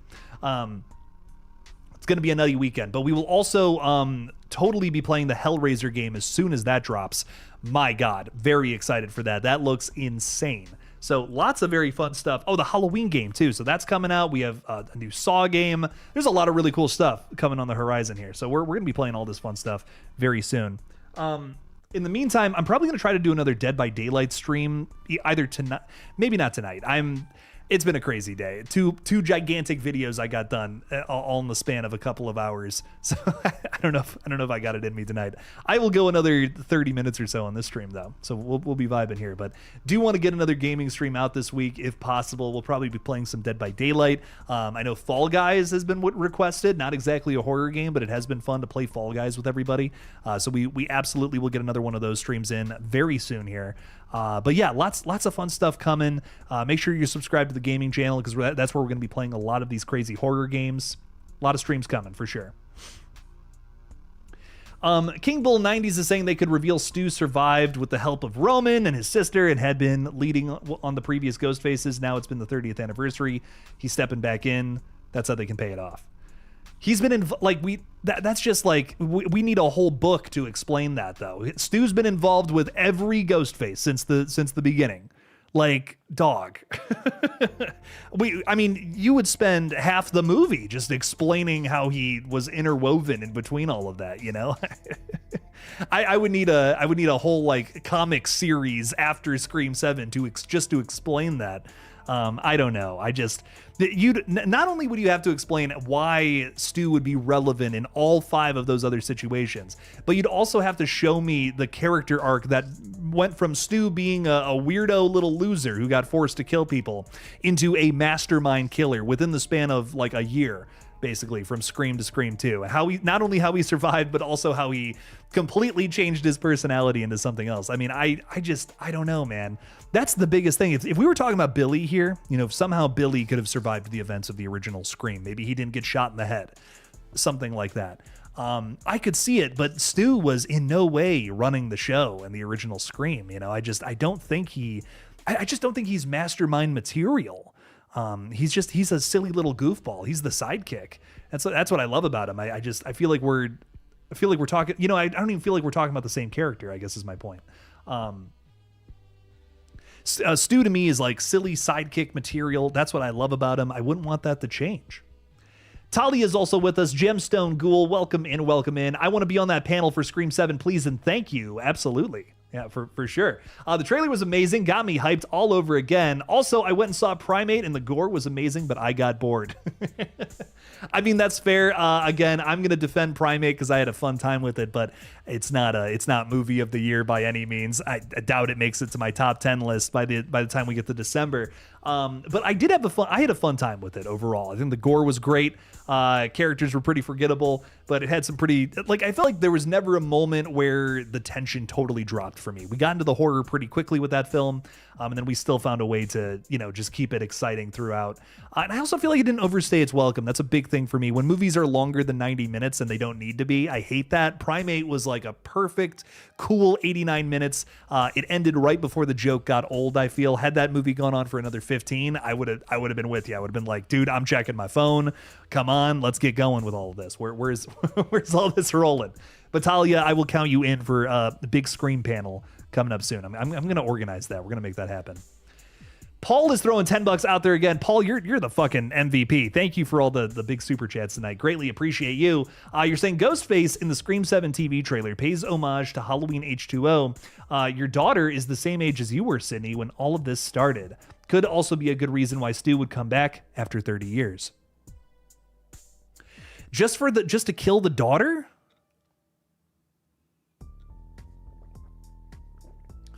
I mean, you know, again, just talking, throwing everything else out about Stu coming back. You know, why he would wait all that time just to kill? Like, again, this just feels like the plot of a crazy like Bond movie, like an obscure Bond movie. Sounds like a Bond villain plotline. I don't know. I guess like Stu doesn't. I just don't feel like he has any connection to Sydney's kids. You know what I mean? I guess that's what I'm trying to figure out. Like, what would that connection be? That's why I'm so convinced that one of the killers is a younger character, to kind of mirror the relationship between Sydney and her daughter. We have a killer who is not only a mom or like Sydney's age, but also somebody who has just infiltrated Sydney's daughter's life. And not even necessarily like a kid who, her one mission, her one role in this film is to be this spy for her mom. But like we were kind of talking earlier with Ben, a character who is forced to do this, who maybe just wants to be friends with Tatum, but her mom is fucking crazy and forcing her to, essentially be a killer. That's interesting. Crazy. That could be cool, but I don't know. I guess I just don't see why Stu would wait 30 years to kill Sydney's daughter at the same age that she was back in I don't know, maybe like an anniversary effect thing. Again, this feels like something that like Dexter or John Kramer would do, not Stu Macher. And for me, those are two very different kinds of characters. But I do think there is relevance to that. Paul, I think there's absolutely relevance to the fact that, Sydney's daughter is now the same age as when she was when it all happened. It's a 30-year anniversary kind of movie. It makes sense to call back to the original. I think what would have helped Scream 7 is if, the last two movies didn't try to do that so hard. Maybe this movie would hit a little harder if it had that anniversary effect, but it kind of feels like we just did that in 5 and we just did that in 6. So many callbacks to the original. I guess I'm just kind of like, do something else, like I'm poking it with a stick, like just being like, come on, you're doing the same thing over and over again, Scream. Give me something else, baby. You have an excuse to be doing this. I get it, but we just did that twice in the last couple of years. So I'm hoping that Scream, again, gets into some new stuff. Again, and I can't even be too hard on it because I've seen Scream repeat stuff and do it in an interesting way by focusing on something else. Again, Jill, best example. I know I brought her up already and kind of made this point earlier, but it bears repeating that Jill is Sydney's cousin, but that's not the focus point. That's not the thing we're talking about when it comes to her. When we're talking about Mrs. Loomis, all we're talking about is the fact that she's Mrs. Loomis. She is Billy's mother. I mean, Timothy Olyphant even says it with his ridiculous craning neck. Billy's mother. You know what I mean? Like, it's ridiculous. That's all we're talking about when it comes to Debbie Salt, Mrs. Loomis. We're not talking about that when it comes to Jill. There's more layers to that evil stinking onion. So if it is Stu's sister, I'm hoping that's not even remotely the focal point. It's the fact that she has this crazy relationship with her son or daughter. Or, there's something else going on here that makes it interesting. She's a cult leader. She's spent some time in a psychiatric hospital. I don't know. Something else. Some other element to her character is way more interesting, way more fascinating. She just also happens to be Stu Macher's sister. That's what I'm hoping. That's like a best case scenario for me. But Paul, again, thank you for the 10. Thank you for all the support tonight. You're way too damn kind. Thank you. Deadshot throwing 5 out there saying, I made a TikTok about how to make me the new game better than the last 2. One making choices affects the game called Make Your Choices. Oh, the Saw game? Is that what you're talking about? How to make the game better than the last 2? Okay. Making choices affects the game called the Make Your Choice system. Kind of like an Until Dawn system, essentially, but like with Saw and Saw traps. I could totally get into that. I think that would be the way to do it. Make it a story-based thing, and if you make the wrong choice, you're fucked. That would be great. Maybe you're like a slow ass motherfucking Jeff, or I forgot the dude's name in Saw 6. I've seen that movie so many times. The dickhead healthcare guy. Oh, it's gonna kill me. I gotta look it up. He's got a great name too. William Easton. Yeah, kind of like a William Easton. You're going through a bunch of traps with other people, and your decisions affect who lives and who dies. And maybe that ultimately leads to you surviving through this Saw trap or not at the end. That could be interesting. Again, that could be a really cool scenario to put a player through. I would definitely be into something like that, Deadshot. That would be a really fun Saw game, I think. Dude, thank you for the 5. That actually, again, still on that. Until Dawn has a sequence that is very similar to Saw. Like, think about that scene from Until Dawn, but a full game. That would work. That would totally 100% work. Yes. Well, the more I think about that, the more I'm like, that's how you make a Saw game. That's the way you do it. I hope they bring that up at a panel at this year's SawCon in 2026. Anyone else going to SawCon, by the way? Let me know. Let me know in the chat if you're going to SawCon. Riker Munson 9264 throwing $5 out there. Thank you for the support, Riker. You're saying, I hope you are doing well. I'm freaking fantastic. Thank you so much. Thanks for the love.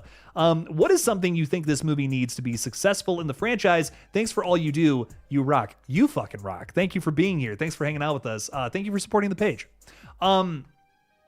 Riker, it's a great question because I think that Scream it's such a complicated franchise. I think it seems like from a distance, like it's like, oh, it's the fun little slasher franchise. You know what I mean? It's comfort horror in a way. You can kind of put it on and just vibe with it. It's not too scary. You know, it might be like perfect for teenagers who are just getting into the genre kind of vibe. It's not like too bad where it's like makes you piss your pants or anything, or there's no Art the Clown gore, right? So, again, but then you ask yourself, why do seasoned horror fans still love this though?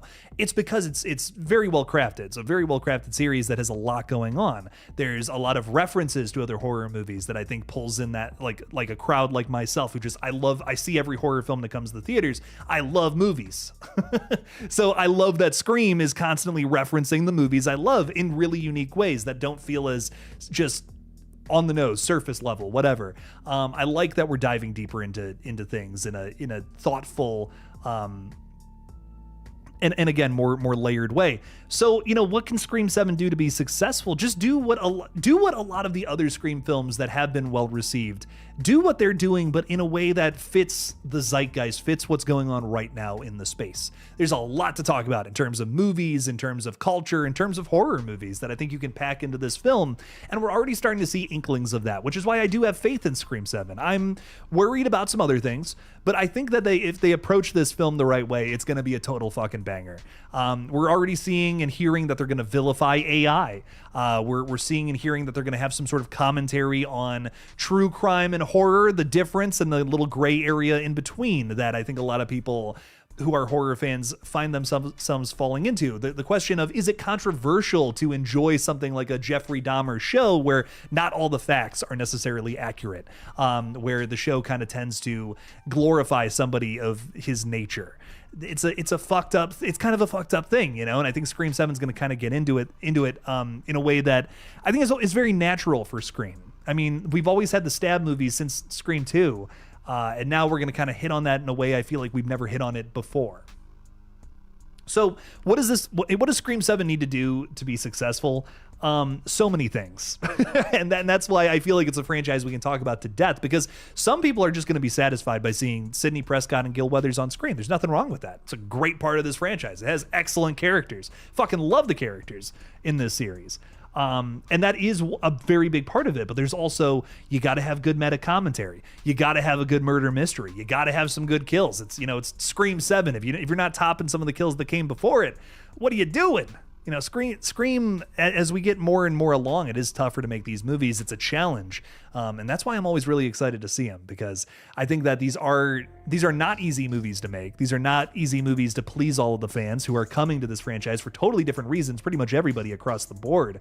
That has me really excited to see what the fuck is going on in this new movie and if it's going to hit or not. So every Scream movie is a roll of the dice, and I feel like there's just always going to be something that I'm not completely in love with, just because there is so many facets to this series, but that's okay. That's what I love about Scream. I'm not expecting Scream 7 to be perfect at all, and that's okay. I'm going to love it warts and all, just like how I do with all the other sequels. I will bitch and complain about some stuff, but I really do love all 6 of these movies. So I am definitely excited to see Scream 7, but I do plan on picking it apart and talking about all the things that work, don't work.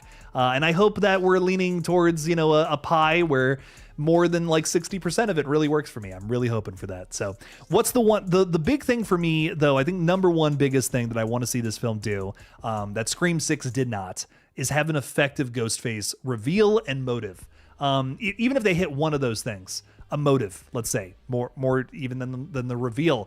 I think this movie will be in some way a step above Scream 6. And that's really all I'm looking for from Scream 7. If you can find a way to be better than the previous entry, I'll be impressed. Scream 6 honestly kind of found a way to be better than Scream 5, because I think it has a much stronger opening. In every way, the first half of Scream 6, I think, is a million times stronger than the first half of Scream 5. So can we make that happen with Scream 7? That's the big question. That's my number one big question when it comes to this film. Can we have a good motive? Because I was not crazy about the motive or the killer reveals of Scream 6. So can we do better than that? Can we outdo the previous film? Okay, I'm sold. Again, I'm not expecting this movie to be perfect. No, I never was going into a new Scream sequel with expectations that it would be perfect. But can you do something right that the previous film did not? That would impress me. So if we have a good motive, I'm sold. I'm on board. Count me in as a Scream 7 fan, baby. But we'll see. We'll see what happens. Riker, I really do appreciate you a ton for the 5. Really does mean a lot. I really hope you love Scream 7 too. I hope this movie kicks a ton of ass and all the balls. All 3 of them, in fact. But Riker, thank you again. Sarah Campbell's gifting a Killjoy Jake membership. That's going to Ben. Hell yeah, Ben Urban has received the membership. Sarah, thank you for the support there. I will also say that this Friday, I don't want to make promises for Friday, but I'm going to try for Friday. We are doing our first exclusive review of the year. We're going to be talking about The Vampire Diaries Season 1. I'm currently going through the show right now, and I'm going to be breaking down things I liked and disliked about Season 1 of the Kevin Williamson show. I have a lot of mixed feelings about Season 1, but I think it has already gotten better in Season 2. But you can definitely tell that they were finding their footing in Season 1, still figuring some things out about the characters and the story, where the hell this whole thing was going. And I have a lot to talk about and break down with that one. So that's going to be a fun video to make for our channel members, Patreon supporters, everybody who keeps this channel alive and running. So definitely check out that video once it drops. It's going to be a fun one. I'm really excited to get into it. So it's going to be a good time. We have a lot of fun exclusive reviews coming. I plan on going through a lot of older movies. I meant to say this earlier on in the stream, but I'm just remembering about it now. I think I'm pretty much going to be retiring the Jakey Retro page. I can't keep up with it. I simply can't keep up with 3 YouTube channels all on my own. I can do 2. I know that I can do 2.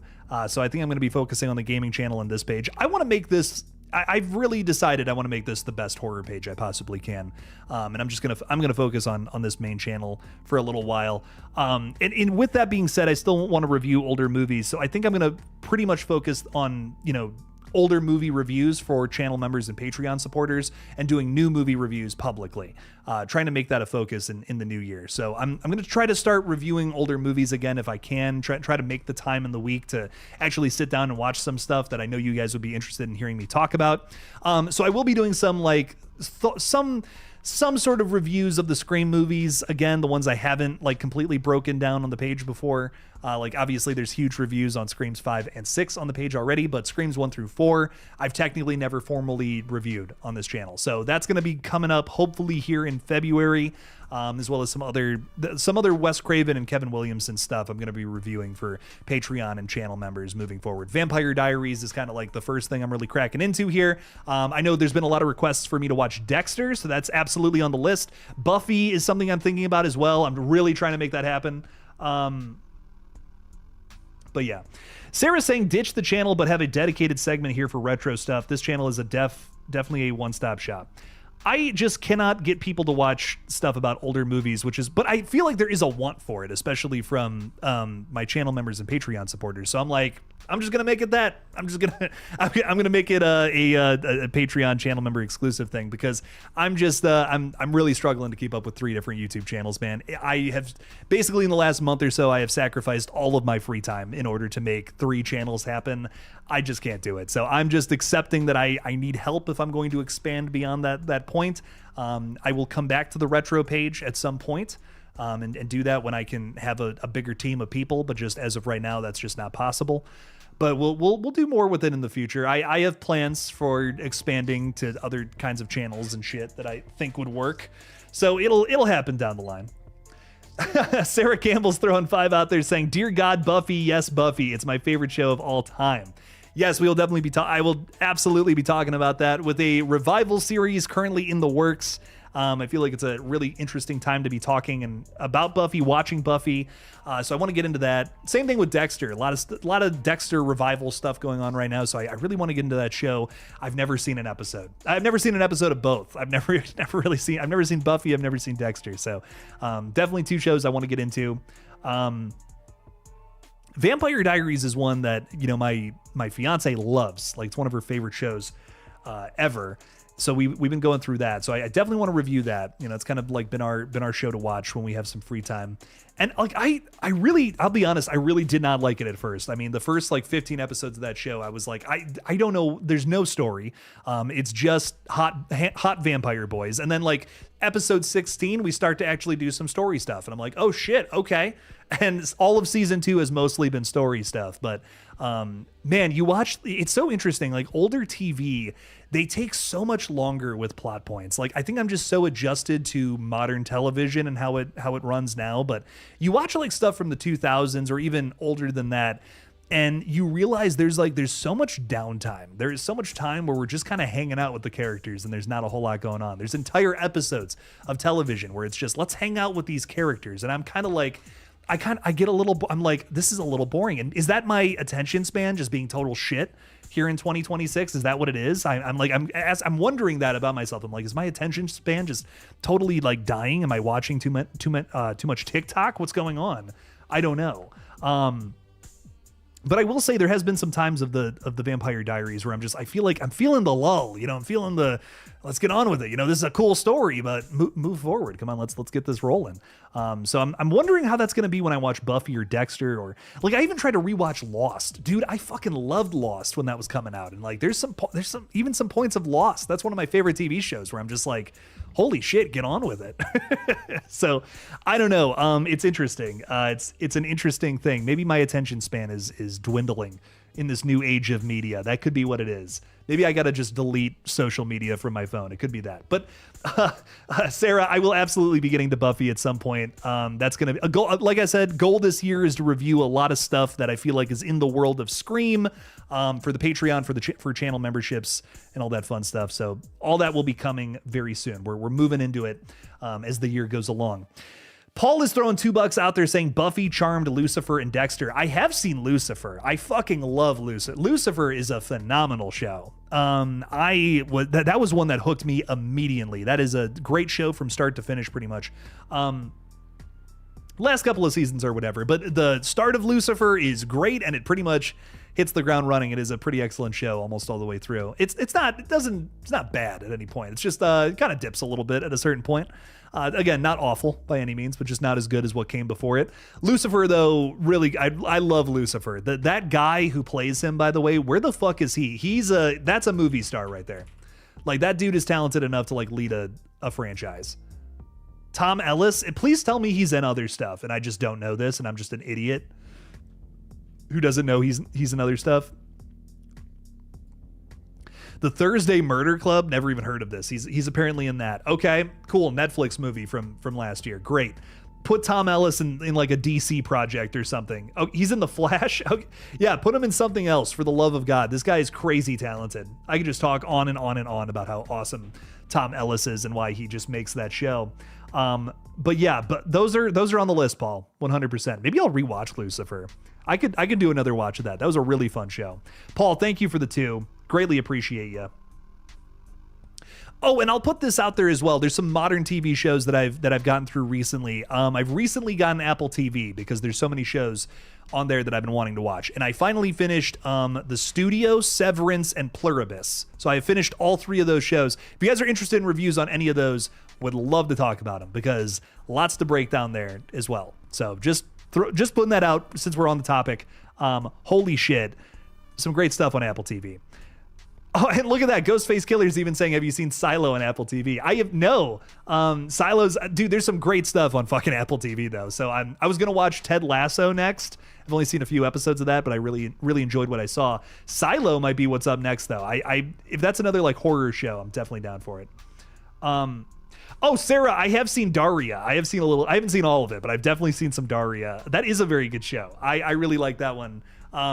That's kind of a Beavis and Butthead spinoff, right? Isn't that kind of like Daria was a character on that, and then they gave her own show kind of thing? That was really interesting. I gotta watch that. That would be something I would want to watch again, though. It's been a long time. I would watch. I'll be honest. I watched Beavis and Butthead like back in my like late high school and college days, if you catch my drift. There's a certain vibe about Beavis and Butthead that is better under a certain substance. That's all I'll say. But yes, so I definitely got into a little bit of that show then. I'd have to rewatch it, though. I would 100% need to rewatch it. Yellow Jackets, Erica. I started that and I just never finished it. I honestly didn't fall off of it because it was bad by any means, but Yellow Jackets, one I really enjoyed, and I just kind of, I guess I forgot about it. It was just like really I think I was getting busy when I was getting through that, and now once Scream 7's over, I'm gonna have some more downtime. So there's a lot more shows I want to start getting through if I possibly can. Pluribus, says Paul. I want to talk. I have a million things to say about Pluribus. I think it is unbelievably good. If you're not watching it, you're missing out. Beer Belly Angler is saying the studio is the best thing Seth Rogen has ever done. He won a Golden Globe for it. That's really funny if you've seen the Golden Globe episode of that show too. That's especially funny. I gotta watch his like speech for that. If you know, you know. It's one of those things. There's an entire episode of that show where he's just trying to get somebody to mention him in their Golden Globe speech. It's fucking hilarious. It's like an I Think You Should Leave sketch. Like I can't watch it. It's so hard. Ugh. But the studio is fucking brilliant. If you guys have not seen that, it is. I don't even think it's kind of comparable to I Think You Should Leave, but at the same time, not every episode is like cringeworthy humor. It's also kind of like a really nice like take on the studio system and how like why movies get made a certain way. The first episode, if that doesn't reel you in, I don't know what will. The first episode is all about Seth Rogen gets promoted to the head of this studio, and his first like task essentially is to make the Kool-Aid movie. A movie about the brand Kool-Aid. And he, is a lover of movies, wants to make something that doesn't suck, doesn't want to just make something that's like a soulless cash grab. So he wants to get Martin Scorsese to make the Kool-Aid movie. And that's all I'm going to say about it. But for the love of God, watch if you love movies, you will love the studio. For me, it's one of those things where I'm like, these are all the things I think about how a studio runs, and it's doing commentary on that from a perspective of people who actually, have kind of gone through all of that and been through that process before. And it is so interesting. It's very thought-provoking, but it is also very, very, very funny. Wow. The last 2 episodes had me fucking rolling. It's a 2-parter, the last 2 episodes. That's all I'm going to say. Wow. What a phenomenal season of television. Probably one of the funniest things I've seen. Erica saying, I love I Think You Should Leave. You sure about that? My most used meme. 10 out of 10. That show is so hard to watch, and I love it. I don't watch it too much because it is hard to watch, but it is so fucking funny. The sloppy steaks thing is like one of my favorite things ever. 10 out of 10. Okay, I'm gonna stop ranting about television shows I watch, and I'm probably gonna go make some dinner. But guys, wow, thank you all so much for hanging out with us tonight. I greatly appreciate you a ton. I'm glad you're excited about the Scream 7 TV spot. We will likely have more to talk about tomorrow and even the day after that, baby. Thursday, we should be getting another teaser trailer, something.